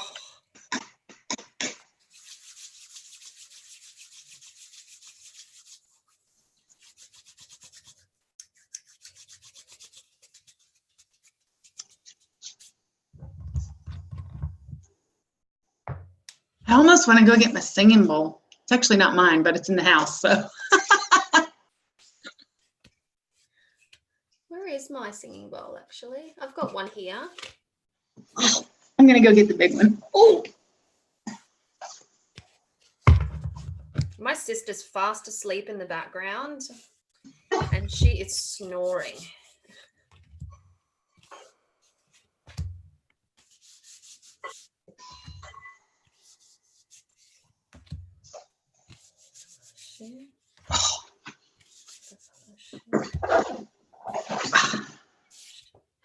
Oh, that one's for me.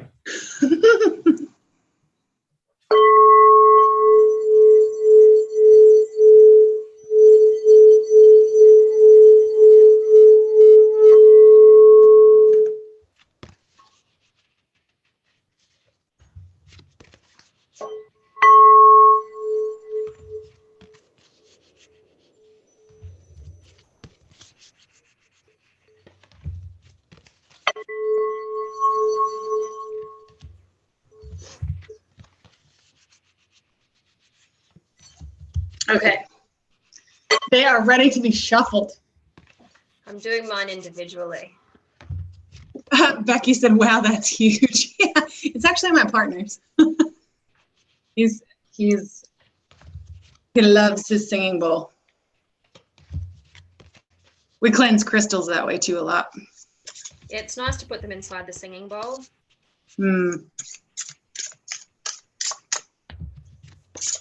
Ooh!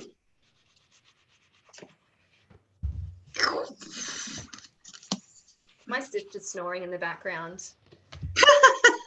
It's so funny. Hang on, I just had a little idea.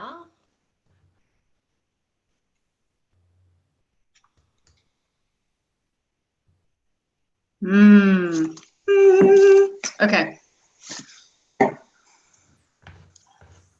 What is your little idea? Just wait for it. I'm just going to set it up.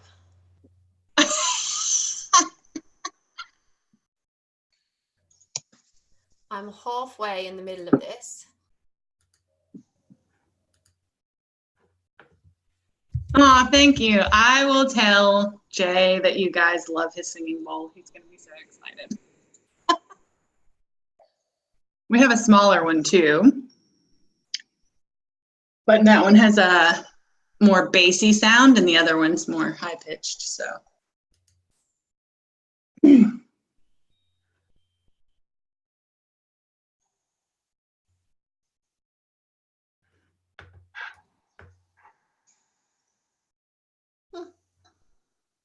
Something weird just happened.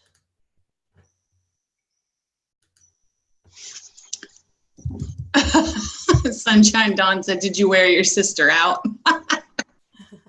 Apparently. She is the new zing.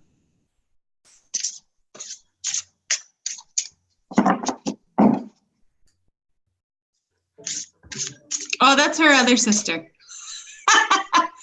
Pandora said, "Avalon, your sister is completely adorable. I loved her video." Yeah, that's my little sister. Coda says, "Is there a reason for a singing bowl's pitch being higher or lower?" And the answer to that is yes. Each chakra it vibrates on a particular frequency that equates to a particular sound, a particular note. And so singing bowls will have different, are tuned to different notes to awaken different chakras. And I believe that one that I just played is root, maybe? I don't know if that one's root or heart. We tested it one time. I can't remember which one it is. Can you hear that? No. What? I have music. I can't hear it at all. Can anyone else hear it? Can anyone else hear my music? Oh, now I can. A little bit. Yeah. Yeah. And it's sacred meditation music, done in keeping with the chakras as well.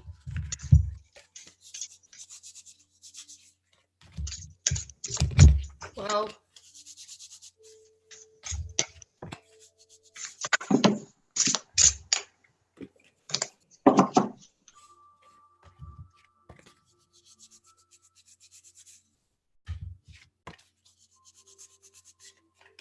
all right. Tell me when you're ready. I'm abromaling it. To death. But I figure if I shuffle and I have the oil on my hands, these cards are ready. They're awake. They're jumping. I know those cards really want to talk. I know.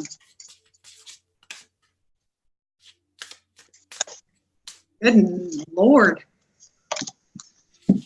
Okay, my cards is ready, so I'm just waiting on you. Shuffle. So if Christina Ware is in the house, Ware, is that correct? Yes, she is here, I believe. Yes.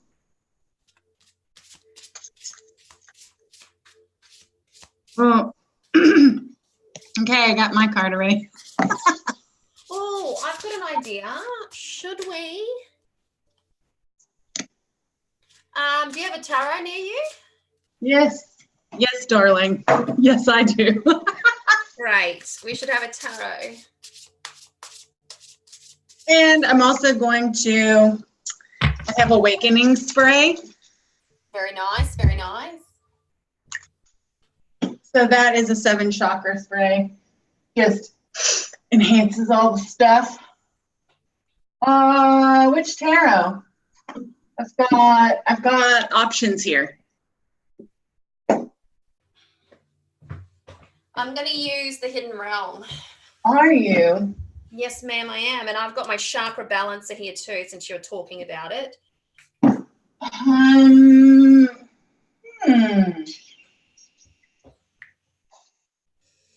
I've got steampunk, everyday witch. Everyday witch. Okay. Have you looked at that yet? I haven't opened it yet. Oh.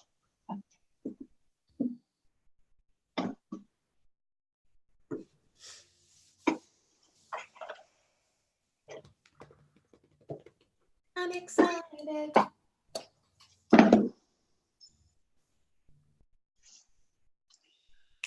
Okay. So am I pulling from this deck as well, or what? We'll just have it here as we'll pull cards for our list, and then we might be able to pull some clarifying cards for our group here, for our peoples watching. Our peoples. All right. I love that it's like a witchy best friend powwow I get to watch. That's exactly what it is.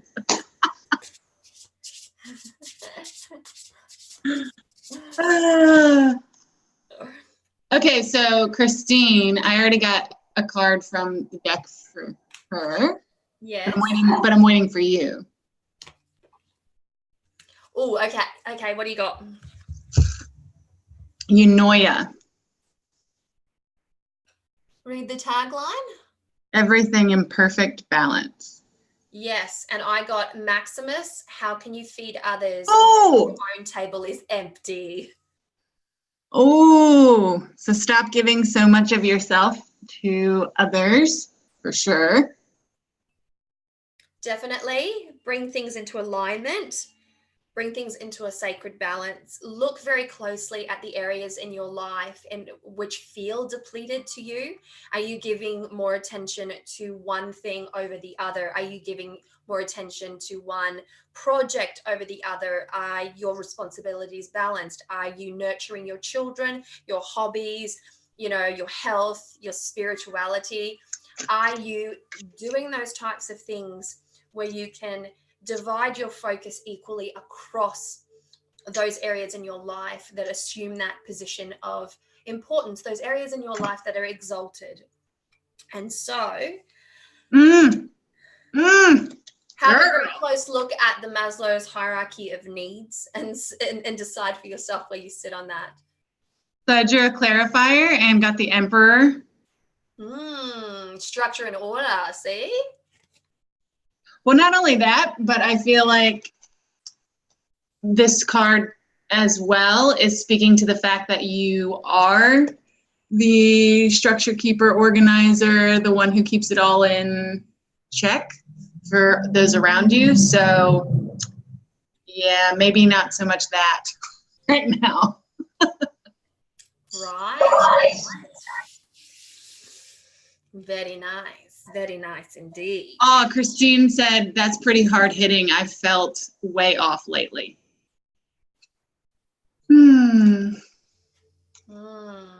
Give yourself some love. Self-care. Self-care. Yeah. Song of the Healer. Where are you at?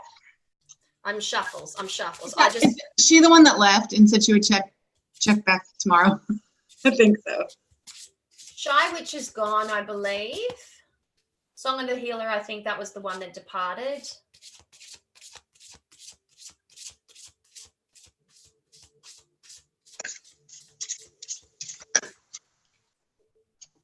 Okay, I got a card. The Witch of Starlight. We're awarding the first readings to those participants, those that are sitting there watching, who shared the video on Instagram and on any other social media platform with specific tags of Fiona Horn, which the deck belongs to, and Rockpool Publishing. So those who did got a reading. It's still not too late if you want one. We'll probably be doing open readings afterwards. Who are we pulling for now? I need to know. We'll pull for Song of the Healer because she will come back to watch it. Christine said, y'all got tears from me. Been a rough couple weeks and kind of just been focused so much on other people's issues and my own issues with a bad breakup. Time to fix me. Oh yeah. Yeah, definitely. I feel you there. That's just it's time to self-nurture, like really self-nurture, and that sacred selfishness, that concept is definitely there. To do right by others, you have to do right by yourself and put your house in order in every sense of the term. So big love to you. Okay, Song of the Healer. Here we go. All right, I got 23, panacea. There is a solution to every problem. Mm. Ooh. That's the one that we were looking at. Ooh. Which one would you? Oh, you had the jumper. And I got 26, protection. Set personal boundaries. There's your solution to your problem.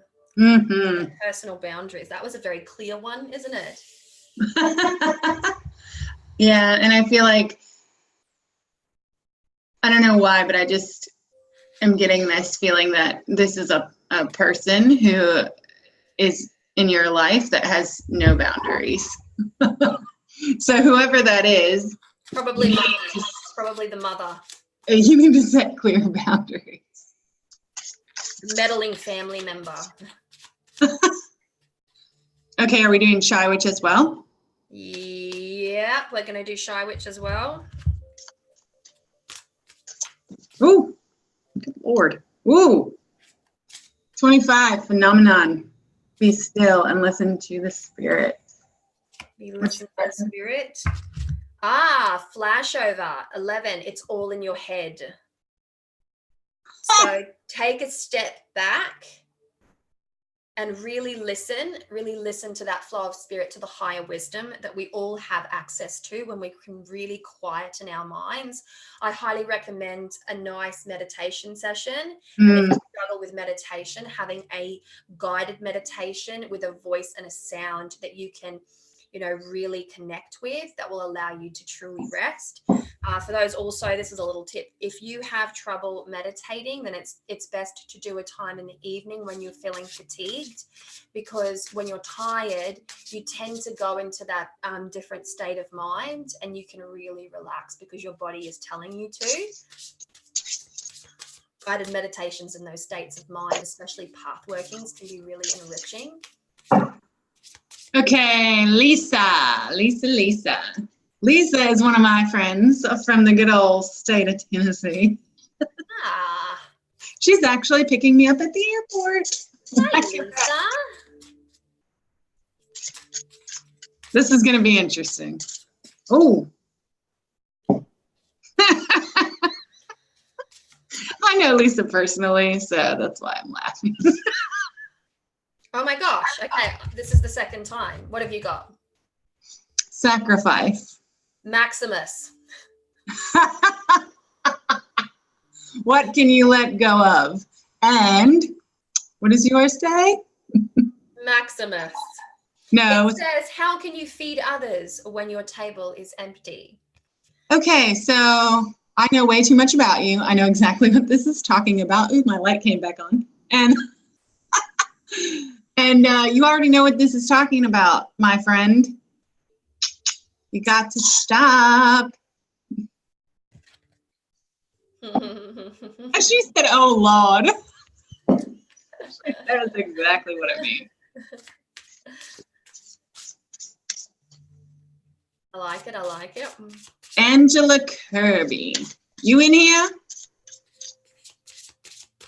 You sounded so southern then.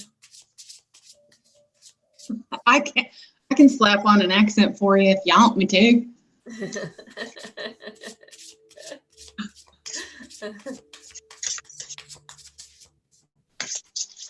Okay, Angela. Kirby. Okay, what'd you get? I got one of my cards is damaged. Aww. Look. It failed. Was it like that? Not that I know of. So it just happened when you were shuffling. Yeah. Be gentle, folks. They might be peely. I hope none of the others are like that. All right, my card for, who's this one? This is for Angela Kirby. Angela Kirby. Okay, I've got 27, resilience, burn away the past. And I got 4, doable. The key is within your grasp. Ooh, that rhymes.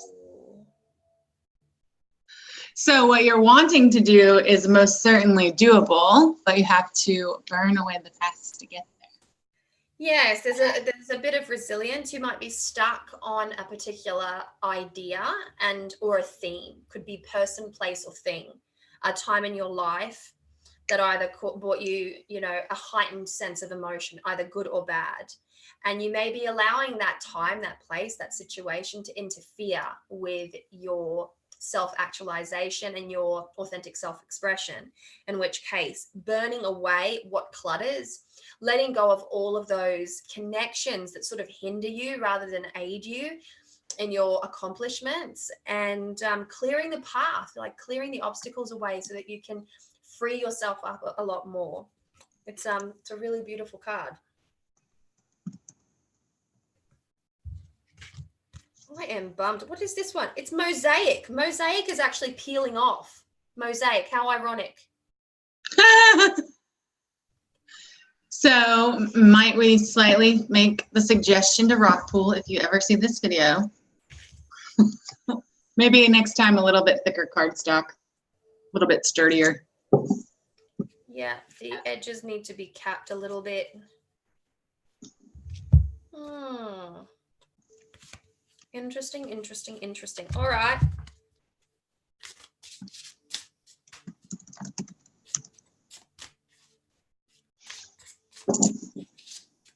Who are we doing next?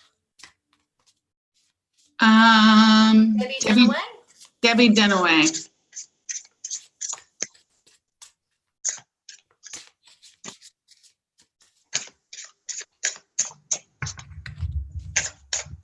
Okay. Ooh. Hey. Okay.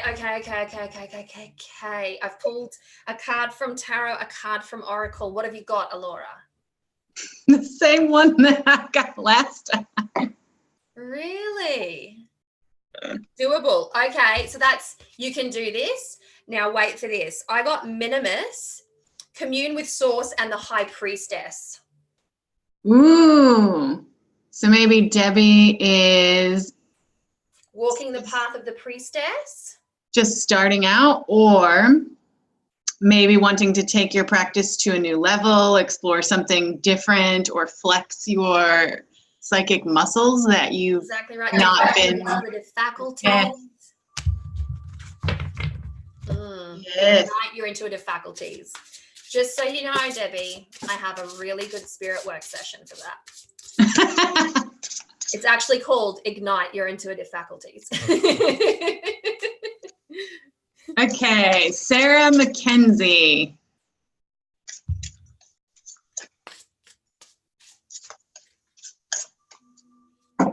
Sarah Mackenzie.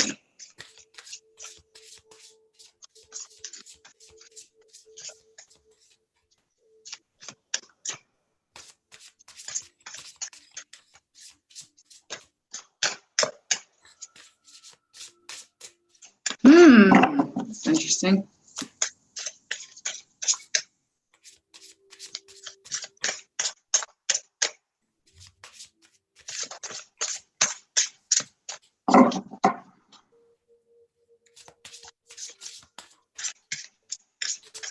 Okay, last one. Debbie said, thank you, you were right on. So we're doing Sarah now? Yes, Sarah Mackenzie. I don't know what's going on. Deck doesn't want to throw a card for you. I got one. Oh, there we go.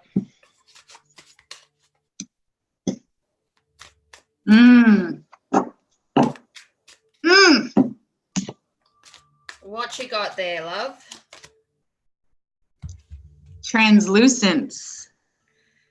Love the darkness.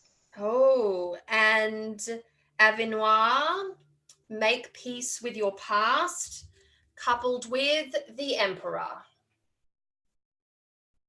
Ooh, that's some deep shadow work right there. You might be breaking out of a religious tradition or shedding some old, Restrictions. shedding some old family constrictions. Yep. Yeah, it's maybe your OCD. You need to let go of that. Definitely breaking some traditions. Oh, my sister wants to walk past but doesn't want to be on camera. So I'm just going to mute. I'm just going to turn off my video so she can do what she needs to do. And I'll still be hearing voice.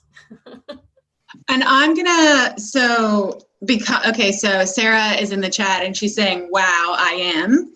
So I am just going to do you a solid here. And I am just going to read this ritual for you that accompanies the translucence card about loving the darkness. So it says, descend to the underworld, carve out a weekend or a period of 2 days. You can be in private and undisturbed. Create a dark sanctuary, literally. Keep your curtains and blinds drawn, candlelight only. Do not answer the phone. Don't send text. Don't email. Social media does not exist. Eat the fruits of the underworld, pomegranates, dates, and other dark, thoughtful foods such as dark chocolate for its euphoric effects. Read stories of the dark goddesses Persephone, Hecate, Kali, and let your intuition guide you to the myths and legends and true human stories of great women who faced danger and controversy and lived extraordinary lives. Learn from them. When you emerge from your sacred underworld, you will be restored and better equipped to live purposefully and joyfully on the surface. Oh my God, I want to do that. That sounds awesome. Hold on. I'm reading.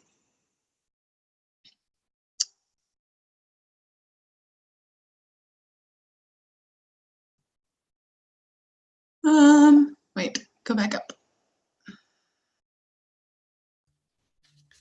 Do you want to open it up a little bit to other questions? We can take a set number. Oh, that's so funny. The Witch of Starlight said their shuffling skills so amazing. It's just hand over hand. Oh, good, Sarah. I think that will be very illuminating. Huh. Ironic, isn't it? Okay, so we are going to open up the readings to the entire chat. If you have a question that you would like a reading on, please put it in all capitals and I will copy and paste.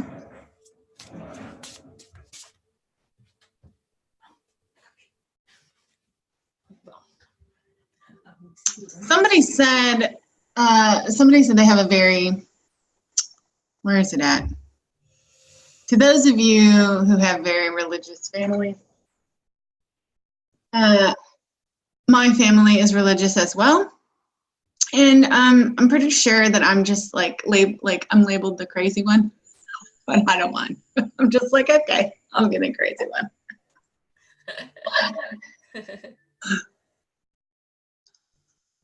Okay, here we go. I'm gonna just copy and paste these. So hang on just a few minutes, guys, so that we can get some questions going. Do you have to shuffle into your dominant hand? No. I don't shuffle into my dominant hand. I am a righty and I shuffle into the left. I don't. I always shuffle into my right. I shuffle with my left hand. Yeah. No, I'm a righty. It's so funny, like some things I do with my left hand that most people don't. Like anytime I pick up a guitar, I don't play guitar, but anytime I pick one up, I always have the neck in my left hand. Hmm. And people have told me that that's weird. I'm like, I don't know. All right, let's do Rhonda. Rhonda, should I keep trying to find my goddess?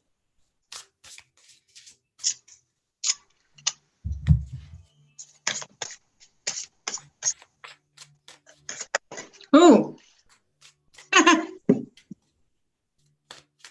Wait, now I'm you, chick. I'm going to pull a tarot. Are you? Yes. So, well, I got number 30 from Magic of You, and it is serendipity. Serendipity with the world. Magic with the flow. So I would say that's a big yes. Yes, and I think the world is actually talking about, like, read your entire world, like interpret your entire world and open yourself up to potential spirit energies that are not necessarily from the most popular, most cultivated, most talked about backgrounds. Truth be told, every culture in the world has their own pantheon, and some particular areas, some particular geographical locations have such a mix of tribes and things of that nature that there are multiple pantheons. And so look far and wide. Take into consideration far and wide. Really important stuff. And pay attention, because it could be staring you in the face, but you're not. It's so subtle. That's exactly right. I keep thinking of today, Friday is the day sacred to the Greek goddess Aphrodite, or the Roman goddess Venus. And we were talking about her before, as her sacred number is 6. And so I'm dropping a goddess that is relevant to this exact moment. I wear pink on Fridays because of Aphrodite.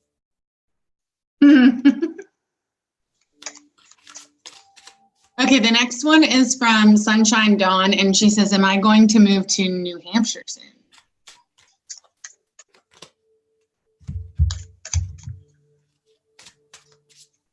Oh, okay. I've got a really interesting mix of cards here because I pulled a tarot as well. Oh, I pulled tarot for this. What have you got? Because my timing skills are better with tarot. 4 of Swords. 4 of Swords. Okay. What you get? I got the Emperor and Oracle card for protection. Set personal boundaries. So 4 is a number for structure as well. And whenever I look at the Emperor, I look at structure, order, paperwork, political agendas, and what is it called? Bureaucracy, that kind of thing. And then boundaries, setting personal boundaries. And so for me, the interpretation of these 2 cards combined is, if you are intending on moving, where was the exact? Am I going to move soon to New Hampshire? Well, it's about determining, like, getting through the bureaucracy and protecting your integrity and your personal vision. If you're moving there for a very specific reason, then allowing other people to dissuade you, or allowing, bureaucracy or, the finer details to deter you, that is going to be a mistake. So protect your original cause, and be sure to, like, dot the I's and cross the T's, and be very specific about the fine print. What have you got there, Allorah? Well, the 4 of Swords is all about rest, but if I'm looking at this to tell time, this is how I tell time with tarot. So the card is the 4, the suit is the Swords. So I associate swords with springtime, and air. So this tells me if we're looking at a specific time frame, and there are a couple of options here. You could be looking at 4 springs from now. You could also be looking at the 4th month in the next spring. So we're talking anywhere from next spring to 4 years from now. And the 4 of Swords being about rest and rejuvenation is indicative of it's going to take some patience and time. And I think this is going to happen immediately. Yeah. And one other thing, because Allorah and I, we work time differently with the tarot. So for me, Swords is weeks. And so I think the reasons that the decision will be made in your mind in the span of weeks, like you are going to be firm on what that decision is. and then it could take its next succession of time to resolve itself, to really self-actualize. All right, what have we got? I want to know if I should move to Australia or stay in New Zealand. You should move to Australia. That's a no-brainer. I was going to say it, but then I thought, nah, probably bias.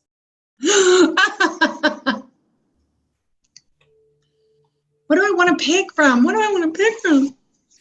Okay, I'll pick from. Look, it's a proper gouge now, folks. I shuffled it. It didn't like it. And so it's now forever marked. Look. I'm going to have to paint that. I'll put a little watercolor in it. I've got some tiger's eye and some burnt umber. It'll be right. I've got two.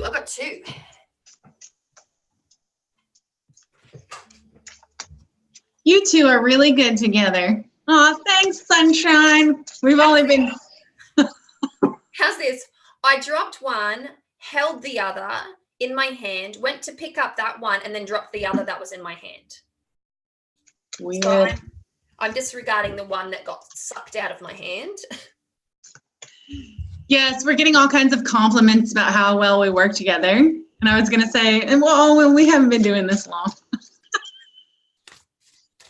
Folks, let me just say, this might look like it's natural born, but we have been fostering this friendship for how long now? 6 or 7 years. Wait a minute. Almost 8. Yeah. Almost 8. Oh, hold on. I got a card from the tarot for this one, so. All right. Well, I'll leave you with the tarot because I got the one that the freaky shuffle that fell. It's Samadhi, perfect acceptance. And I got the sun. Go for it, baby. Oh, that's so exciting. Welcome to Australia. Yeah, the sunburnt country. Yes. I think this is literal. See, you hear all about the sun in Australia, and when you get here, like if you're from another country and you get here, you think, oh, it's not that bad. Like it's just the same, right? But you don't realize you're frying at 5 times the rate that you do in your country. Exactly right. Oh, that's so funny. I like it. I like it a lot. What else have we got? So come on over to the land of the sunburnt country, the land of sweeping plains. Pulling out some banjo there. Okay, Megan, what am I healing right now? Ooh. Okay, well are you kidding me? Oh, I've got one. What have you got? I got Maximus. What'd you get? Okay, I got Orenda, honor your mystical creative force, with the 7 of Swords and the Page of Pentacles. So with all these, I'm thinking loss of a baby maybe, or some mourning about fertility issues, maybe. I also think it could be because we've got the Page of Pentacles, which is the body. Oh, yeah. I think this is more about occult. Or, wait a minute. Oh, a what? It's about the occult, right? The secret, the mystical, the witchcraft, because it's honor the mystical creative force. The 7 of Swords is the secret. The Page of Pentacles. Do you remember Around the Tarot in 78 Days? Marcus Katz, Tali Goodwin? Yeah. Yes, there was a rather well-written section in that particular book that was talking about how the Page of Pentacles was the occult student, like a natural gravitation and connection with the green and the mystical, but very practical about the approach. So liked to assume the part of the scholar in all things esoteric, and learn, be very practical and very slow moving. That process of learning is very slow moving. And so with the student of the occult here and the Seven of Swords, which is the great secret, something that must be concealed, right? There might not be a lot of self-acceptance where she is. And then the honor of the mystical force is a way to be creative, to creatively express your spirituality or your personal proclivities as far as spirituality goes, with a creative sense. And you got Maximus. Yeah. Yeah. So giving too much of yourself. Mm-hmm. But I don't know. I'm a little perplexed. I think the Maximus one, the giving too much of yourself, it might be, it's perplexing indeed. Pull a card from your everyday witch. Let's just open it up a little bit more. And side note, fun fact, when I was growing up and my mom was reading cards, I was the Page of Pentacles always. Ah, there you go. Because she always used signifiers. And she always pulled that one. Who is this? Megan. Megan. Speak up in the comments. Megan, where are you, Megan? Megan, are you here? Oh, hold up. Weird. Six of Swords. Six of Swords. Ah. Seven of Swords and the Six of Swords. Are you like, are you leading people out? A teacher? Oh, could be a teacher. In like a restricted Catholic school. Private school teacher. Private school teacher. Can't put yourself out there. Or maybe yours represents social media, like not being able to put yourself out there on social media. Maybe healing your own beliefs to be more open. Yeah, I'm liking where that's going. But Megan, where are you, Megan? I'm needing to heal a deep wound, opening my abilities. Oh, yeah. Oh, Debbie Dunaway, I just bought my intuition spirit work. Oh, Debbie. Thanks, Debbie. I am closed to people. Yeah. Are you perhaps a teacher? Are you in a teaching or a facilitator role? I'm very curious. Well, no, it wouldn't be teacher because it's student. It's student. The page is there. University student, maybe. Very perplexing. I feel like she's written, I'm closed to people, opening my abilities. I'm closed to people. Heal deep wounds. Interesting. So definitely secrets then. There's the seven, definitely secrets. Honor the flow of the mystical force. So I think the way to healing these deep wounds that you might be having, or that you have, as you've said you've had, is to really connect with that primal creative force, the one that sort of washes over you, and maybe take it to the max. These are such conflicting cards, aren't they? You could actually step back from the entire hypothesis and go, you're entangled in conflicting information right now. And there's a huge lack of clarity and a desire to connect. So there's like shrouded in like chaos and secrets. For sure. Okay, who's next? You're welcome. Williman Moore. Should I look to deity, and any hints on which one? Hold it. I'm sorry, deity, you said? What have you got? Have you got them combined? Yes, ma'am. Always. Good girl. So We have gods and goddesses, gods and titans. I use these all together. So I'll let Avalon pull first, and based on those cards, see if we should move forward, and then pull one of these. Under the banner of the Seven of Swords once again. Oh.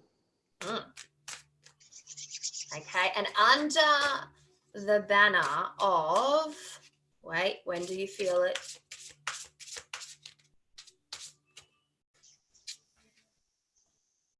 Perfect acceptance. Seven of Swords. So it's still a secret. Do you know what? Do you know what though? The Seven of Swords, it's not even that. It could be like a little tricksy. It could be a little trickster. Okay, so whatever card, so I always say this to people before I pull these cards, because a lot of people see the god or goddess in the card and they're like, yes, that's it. Not exactly. So while these archetypes may be the particular deity you're looking for, they may not be. But generally I tell people to be aware of this energy, and because for every type of god or goddess energy, there are multiple gods, goddesses, deities that have similar energy. So be looking for a god or goddess of that nature. I love deity reveals. They're like my favorites. I love deity full stop. Like I'm a mad right? Okay. Every day. Ooh. Ooh. Okay. I don't know which one. All right, so I'm just going to show both. So we have Vishnu, who is balance, and we have Shiva, the destroyer. Oh my God. So it's a creationist deity then.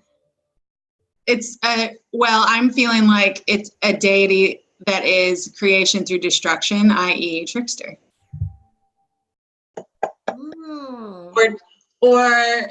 So like off the top of my head, Maui's one of the best examples I can think of. You feeling it's masculine?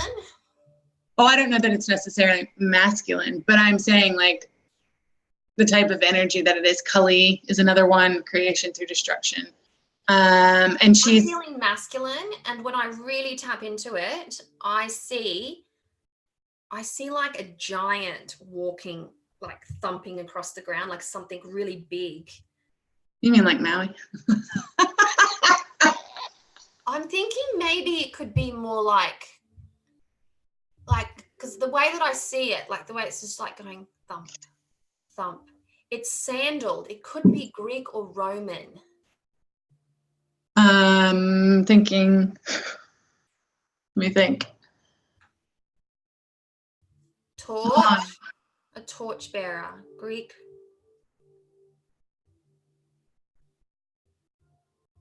Long hair. Say the words, Allorah. Say the words. I'm thinking. Zeus,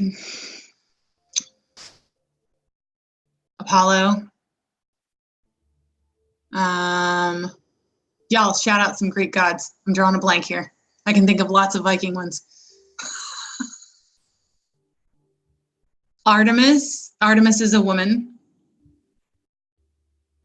And Avalon's feeling masculine energy. So, and these are both masculine deities. Yes, gods. I'm thinking, God.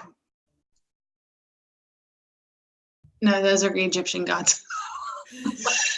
I'm like, no, I said I don't want to move because I'm just seeing it so clear. Hold on. Sorry, y'all. I don't have pantheons memorized. Hold on.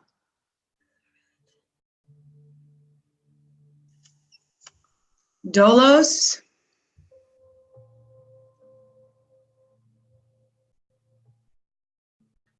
Hold on.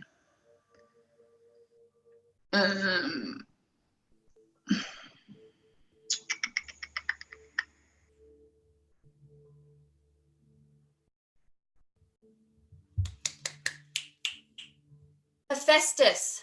Hephaestus. The Smith. The Smith. How do you spell it? Do you have any idea? H-E-P-H. He made the wings. Hephaestus, god of fire, metalworking, stonemasonry, forges, and the art of sculpture, created weapons for gods and married to Aphrodite.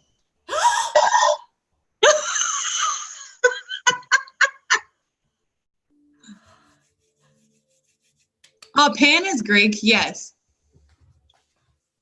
No, definitely not Pan. So is Dionysus. Definitely not Dionysus. But Hephaestus is not tricksterish.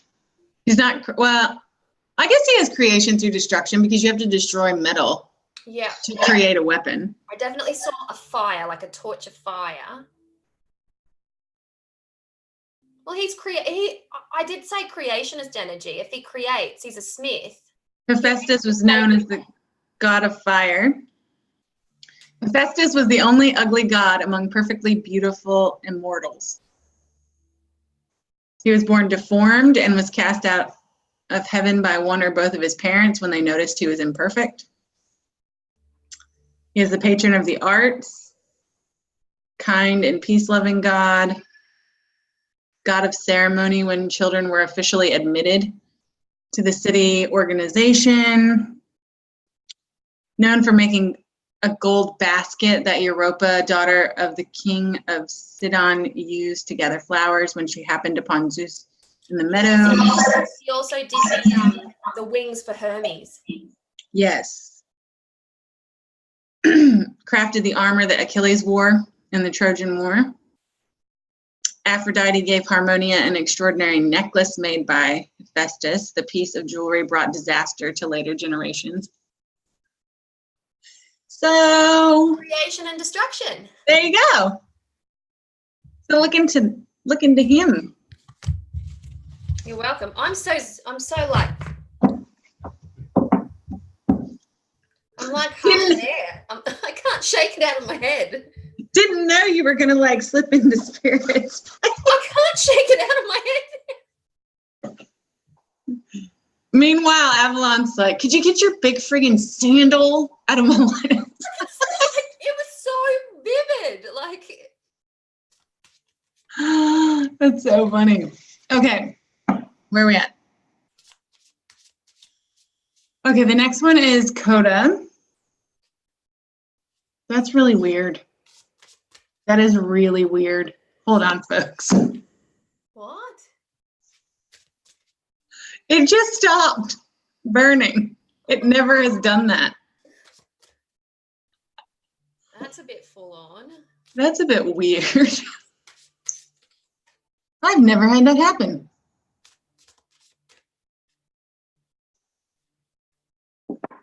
That is so full on. I'm so in my There we go. Spirit right now. Okay. Coda. Rossiter. Hope I said that right. What is holding me back in my spiritual journey? Ooh. I have to cleanse myself just a smidge because I'm right there. I'm like, it's there.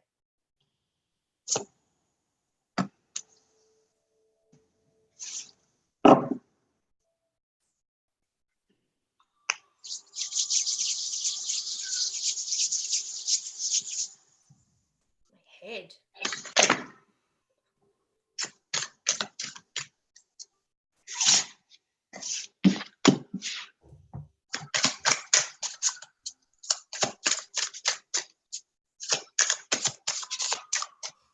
All right, starting to feel it. I'm good.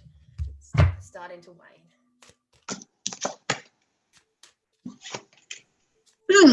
That was so vivid. Okay, I give up. It went out again. Oh. And I didn't even touch it. That's weird. Okay, so I got 2 cards for you, Coda. I'm waiting for Ab. What's holding me back in my spiritual journey? Where have you pulled from? Oh, I pulled from The Magic of You, and I pulled from Everyday Witch, a card from All right, each. I won't pull a tarot then. Oh, okay.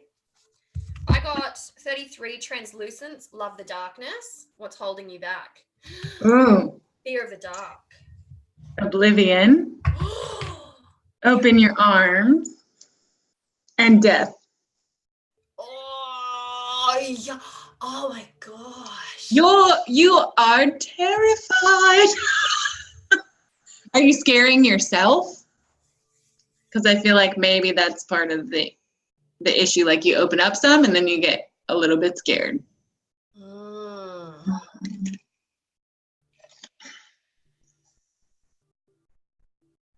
Oh, Alicia just became a super chat and wrote love. Thank you, Alicia. That's so nice. Oh, dang, that can hit close to home for sure.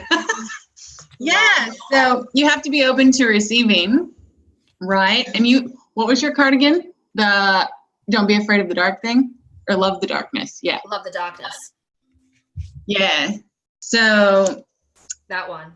your own fear of your gifts when you start to open up, and then you just close back down. Exactly. And for you, Alicia Beaver, is that right? You pulled card 6, the Epiphanies. Reveal your gifts. Because you were kind enough to leave a little donation, I just wanted you to take this card. Reveal your gifts and have some celebration. 3 of Cups. Yeah. Reveal your gifts. Perhaps facilitate like a feminine circle, like a moon circle, or a a red tent or something. Ooh. All right. Okay, Coda was that one. Miranda Widow, could I make money doing astrology?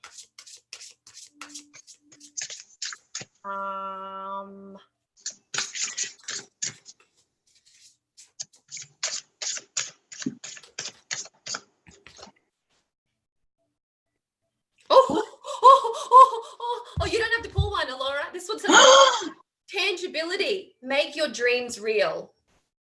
Well, there you go. Yes, you can. Do it.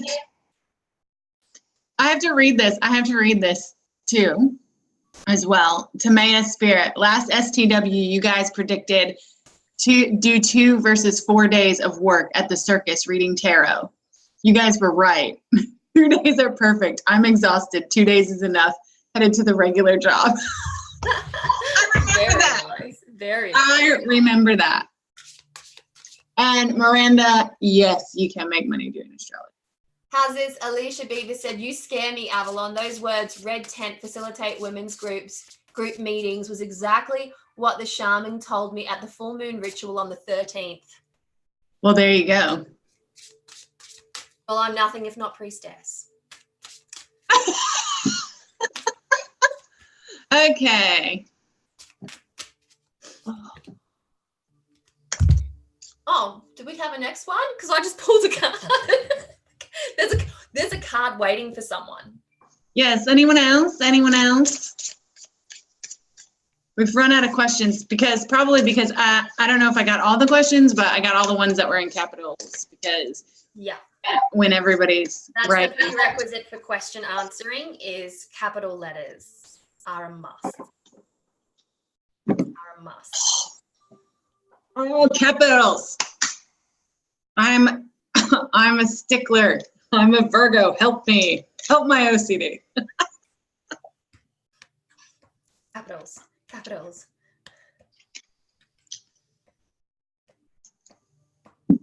Okay.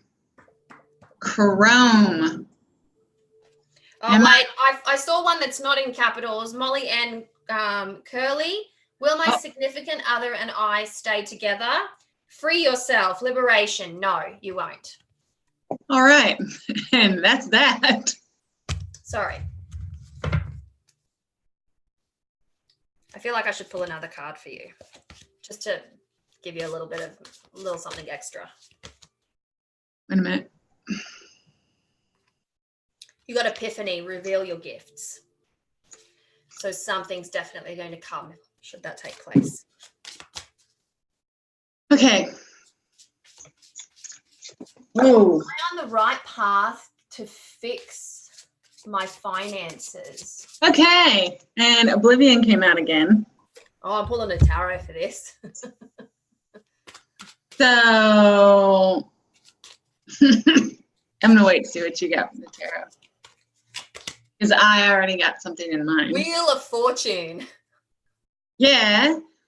But also, like with the Oblivion card, I feel like you need to take the opportunities that are being offered to you instead of being stubborn and I want to do it all myself. Because that's not gonna do it.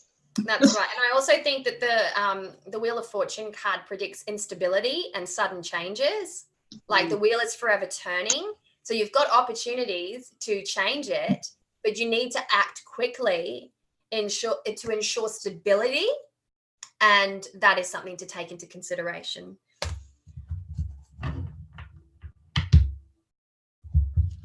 What else have we got? What is that? P-O? I can't read that word. What? Something C. It starts with a P and ends with an A. I just can't read it. Hold on just 1 second. POCN? Wait, where are you at? You? Oh no, that's the screen name. Oh, okay. I think it's Greek letters. I don't know. Am I on the right path? Love the darkness.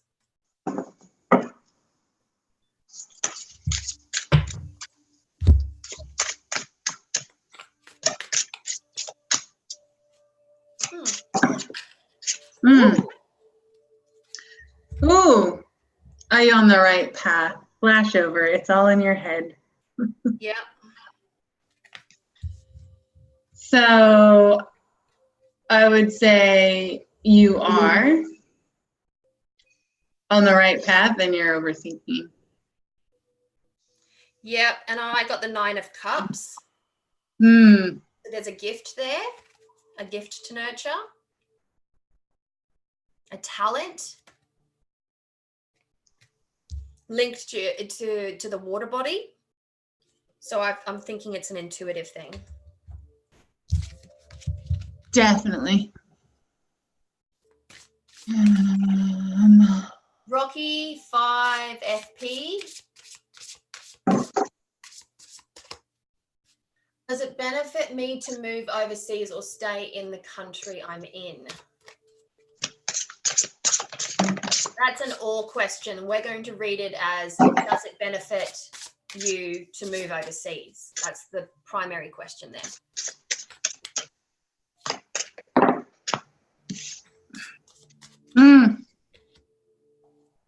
I got Eunoia, everything in perfect balance. And I got Naz, feel loved and proud. Maybe that's no. Maybe that's a no. You shouldn't move overseas. Yeah, because be proud of your country, be proud of your town, be proud of your heritage. Like, be proud of where you are, the position that you're in your life right now. Now it doesn't say, I'm just going to pull a tarot. I'm just going to pull a tarot. I don't know. I get like an indigenous feel about it. The Hanged Man, no. You are there for a reason. You need to open up your eyes to receive that wisdom as to why you are there. There's obviously a lesson or a secret or something quite important for you to learn, and you will stay where you are. It's stationary. This secret comes stationary. The Hanged Man is linked to the Norse god Odin, who hung for 9 days, 9 nights from the world tree, the Yggdrasil. And there in that moment, that space, did the secret of the runes, the world of the runes, open up to him. So he received a gift after sacrifice. So this sometimes means sacrificing, like this desire that you might have to travel, you might have to sacrifice that for that gift, for that perfect something that's there.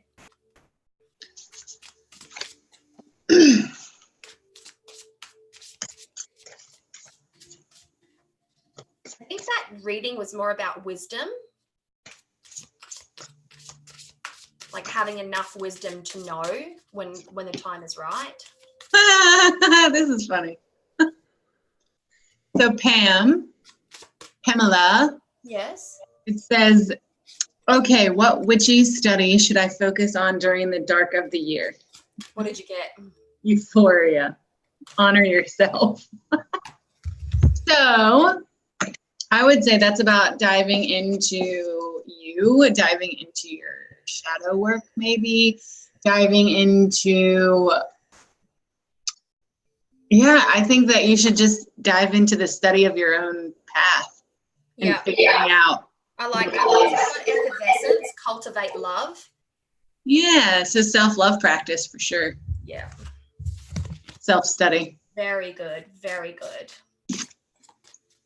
Don't you love it when they're cheeky like that? Yeah. Focus on you. Lance Black, I have to really lean into this. Will my beliefs become public? How would people react? Should there be a if my beliefs come public? Yes. Or should my beliefs become public? Oh, Jesus. Oh, Panacea. There's a solution in every problem. For every problem, I should say. That one came up upside down, which is why I'm not reading it. And when I say, I mean face down. So I only read cards that come out face, like that one. Dang! Samadhi, perfect acceptance. So, let me just tell you, it's quite interesting because a lot of us on the path of the witch or into alternative spiritual practices, when you're finally comfortable enough and secure in yourself enough to come out of the broom closet or the alternative spirituality closet or whatever to people around you, a lot of people will not be surprised because they know something's different. I mean, you know what I mean? I also got two tarot cards. One was the 8 of Wands and the other one was the 10 of Cups. And I think the 8 of Wands talks about action and confidence, and the 10 of Cups says, joy, the liberating feel, like that joy that comes from liberating yourself. So I don't think the reaction would be terrible. I think people would be, like Allorah said, well braced for it. People with a taste for the mystical, for instance, always gravitate towards things. They like specific types of movies, specific types of music, specific types of books. And so people will notice that about you. And so when you breach the subject, do so gently, be fluid about it, like go via the path of water, but it's going to be a natural evolution. And 8 of Wands, it's action and confidence. Like, hold yourself in that space of like confidence, and people will respect you. Even if they don't want to understand what you do, they will respect you because you will be very certain, very poised, and very gracious about the process. What else have we got? Hold on. Did I already get that one? Yeah, I did.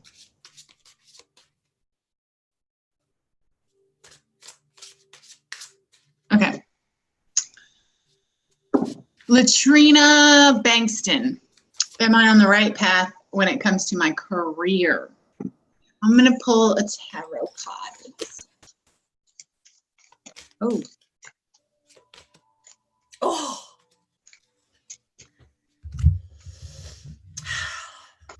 Oh. I'm very excited for the card that I pulled, and I'm dying for you to read yours because I feel like mine shouldn't go first. I got 3.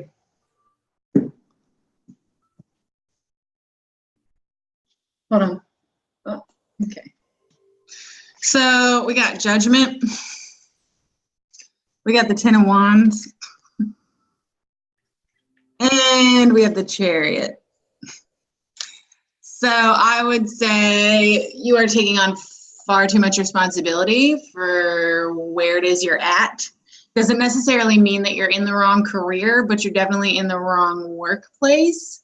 Or if you are a business owner, and own your own business, I would say this is telling you to move in a different direction with your career. Doesn't necessarily mean you have to be something else. You have to start a new path in a new career. It just means what you're doing right now is way too non-efficient and too cumbersome for you to keep up. And I got witch.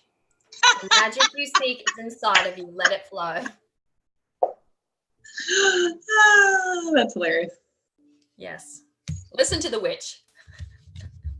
Listen to the witches. I mean, that's so good. Hey, it's so good.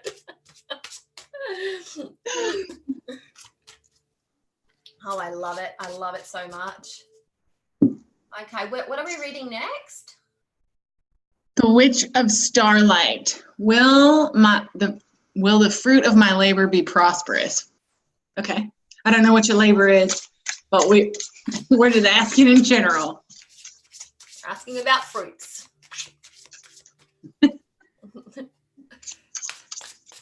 God, I would love a beer right now.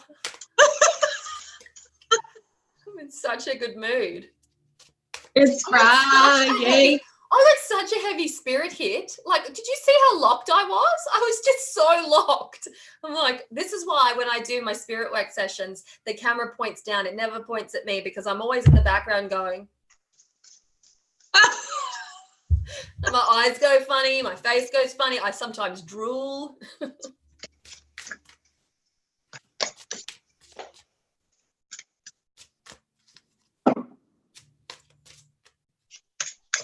Okay, Witch of Starlight. I'm gonna need you to be a little more specific because the cards are not like, they're jumping, but they're not coming out face up. So fruit of your labor, are we talking, you don't have to give me super specifics, but are we talking career? Are we talking hobby? Are we talking, like, give me something. Are we talking money? What are we talking? Okay, if she doesn't answer, this is what I'm gonna do. I'm gonna pull a tarot for an obstacle card. Okay. I'm drinking rum and coconut water. That doesn't sound good to me. Is it white rum? Like coconut rum? Oh, maybe. Because I'm thinking Captain Morgan and I'm like, ooh, that sounds rough. Goldberg rum. Good night, Sarah. Bye. You're welcome, Williman. Seven of Swords. Seven of Swords keeps coming out today. This is a snappy card. So the blockage is a secret or the unknown. No. Fruits of your labor.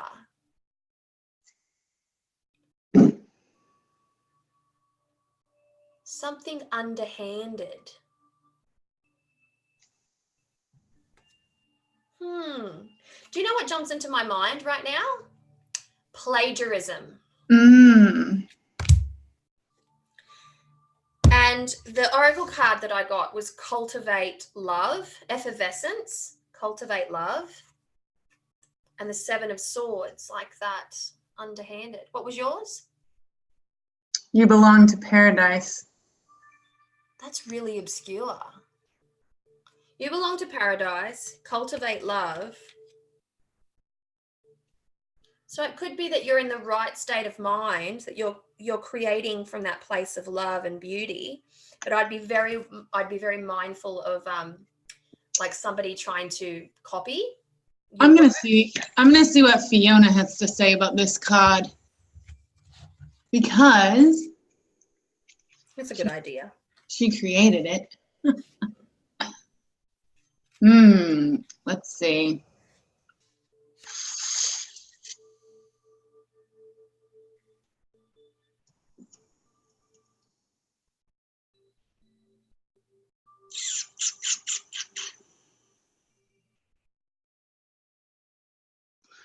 Okay. Okay. I can't even say the word. Paradisiacal can appear as a sign of upcoming improvements in comfort and life, reflecting ease and joy and even freedom from pain. Positive gifts are assembling around you and will bring you great happiness. So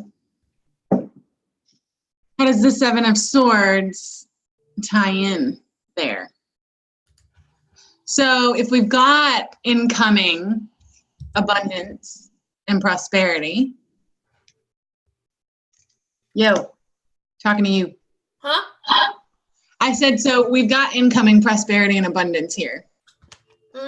Income, prosperity, and abundance. No, incoming prosperity and abundance. Incoming prosperity and abundance. So good things are coming, but that's why I'm saying, like, how does that tie in with Seven of Swords? Okay, well, my card was about dissolving obstacles. And I think that the 7 is the secret. You're going to receive the secrets to dissolving those obstacles. So your question, will the fruits of my labor be prosperous? Yes, but you're yet to find the right key to unlock the door to that prosperity, but it is forthcoming, I feel. How do you feel about that? I feel like that makes sense. Cross potent. We might have to make this our very last one, folks. Yes, yes. Laboring. This has been a long labor of cards. And I think I'm going to give myself the rest of the day off. The longest live stream of my life. I don't know. Some of the Bone Stone ones went pretty long. Oh, yeah, that's true. Like 4 hours, 5 hours long. That's true too, isn't it?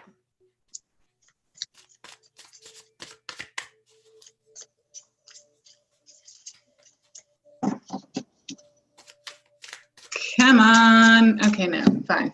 Fine.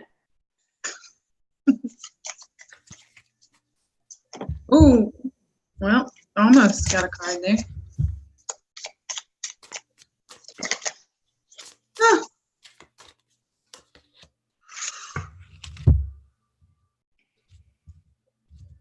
Ah. I got some good. A pretty clear one here. I got some pretty good ones myself. I got the 3 of Wands with the 4 of Pentacles. What did you get? Okay, I got Minimus. Right. So commune with Source, and the 9 of Wands that looks very much Phoenix from the ashes. So here's what I think. I think this is a 2-part thing, right? I think that your first attempt at it is going to be a no. But you are going to be able to use that knowledge of the things that didn't work to come back to it. Like really listen to what is needed, learn from your mistakes, come back and apply that knowledge, and then Allorah can take over. Well, I think that it has the potential. Okay, there's a lot of potential there. There's a lot of promise there. But I think for it to be realized, now we can see the 4 of Pentacles in a couple different ways. And I actually think, I don't know you personally, I've never met you, but I think that this card is also saying that in order to make money, you have to be willing to invest money in the right tools, the right study materials, the right things to get your business up and running, the right storefront if you're doing a bricks and mortar operation, a good computer if you're doing something online. And so in order to have a prosperous business, you have to be willing to invest in it, to shell out for it, because I feel like it will come and there's a lot of potential there for it to be profitable, but you can't be stingy when it comes to your getting the ingredients for your products or the packaging materials. If you are selling physical goods, like this stuff you really need to source and you need to make sure that it aligns with your vision. Well, I've also got that message from what you just said then to be unique and high quality. Don't scrimp on your products. Right, exactly. Like don't just throw things together because you want to hurry it. Because I'm telling you, people will notice. And yeah. Take So this for sorry. example. Take this as an example as you're doing this. I'm trying to look at the mess of my candle holder. You should see what just came off it. What I unbox a lot of like subscription boxes on my channel, and the moon box, the witch's moon box, is considered not just by myself, but by anybody that watches my channel to be the absolute best. And it stands apart. It's got a slightly higher price tag on it, but it stands apart. So whenever I unbox another box, people will always compare it to the best box there, i.e. the witch's moon. And that is what I hear in the comments, like, amazing, it's this, it's that, it's no witch's moon. Oh, the witch's moon is more unique. The witch's moon has high quality items, you know. So if you go out there and start small and just get the absolute best quality ingredients, don't be that type of business or commerce that sells what everybody else is selling. Like, there's 1,000 crystal metaphysical stores out there. You can walk into 10 of them and they'll have exactly the same things. You want to make sure that yours stands completely apart from that and comes from that place of spirit. So it's my feeling for you. So what did you think before we, actually, no, we can probably save that for the 10-minute extra card slinger for you. Yeah. Well, for now, folks, we're going to sign off. Now, I'm going to do, hold on just one mad second, because my father's going to open up the door here. I had to one mad second. All right, so what I'm going to do, she's just there. She's just in there. You don't know who's picking the kids up. Oh no, Maddie's going to organise the bus. Okay. Yeah, Fridays. That's the deal. He'll organise the bus. Yeah, I thought it was Fridays. I'll leave you to it. No worries. That was my dad. He said hi. Hi, Dad. Did you see why? Like, I have to get up and move because, as you can see, I'm facing the door. Yeah. Like, my computer's this way. My light is literally behind the door and the cord is stretched out behind it. So if anybody opens it, they're going to knock my light over. Okay, so what I was going to say is I have a nice little nook and cranny over at Patreon. So I'm going to move the next session over to Patreon, and we're going to do a little,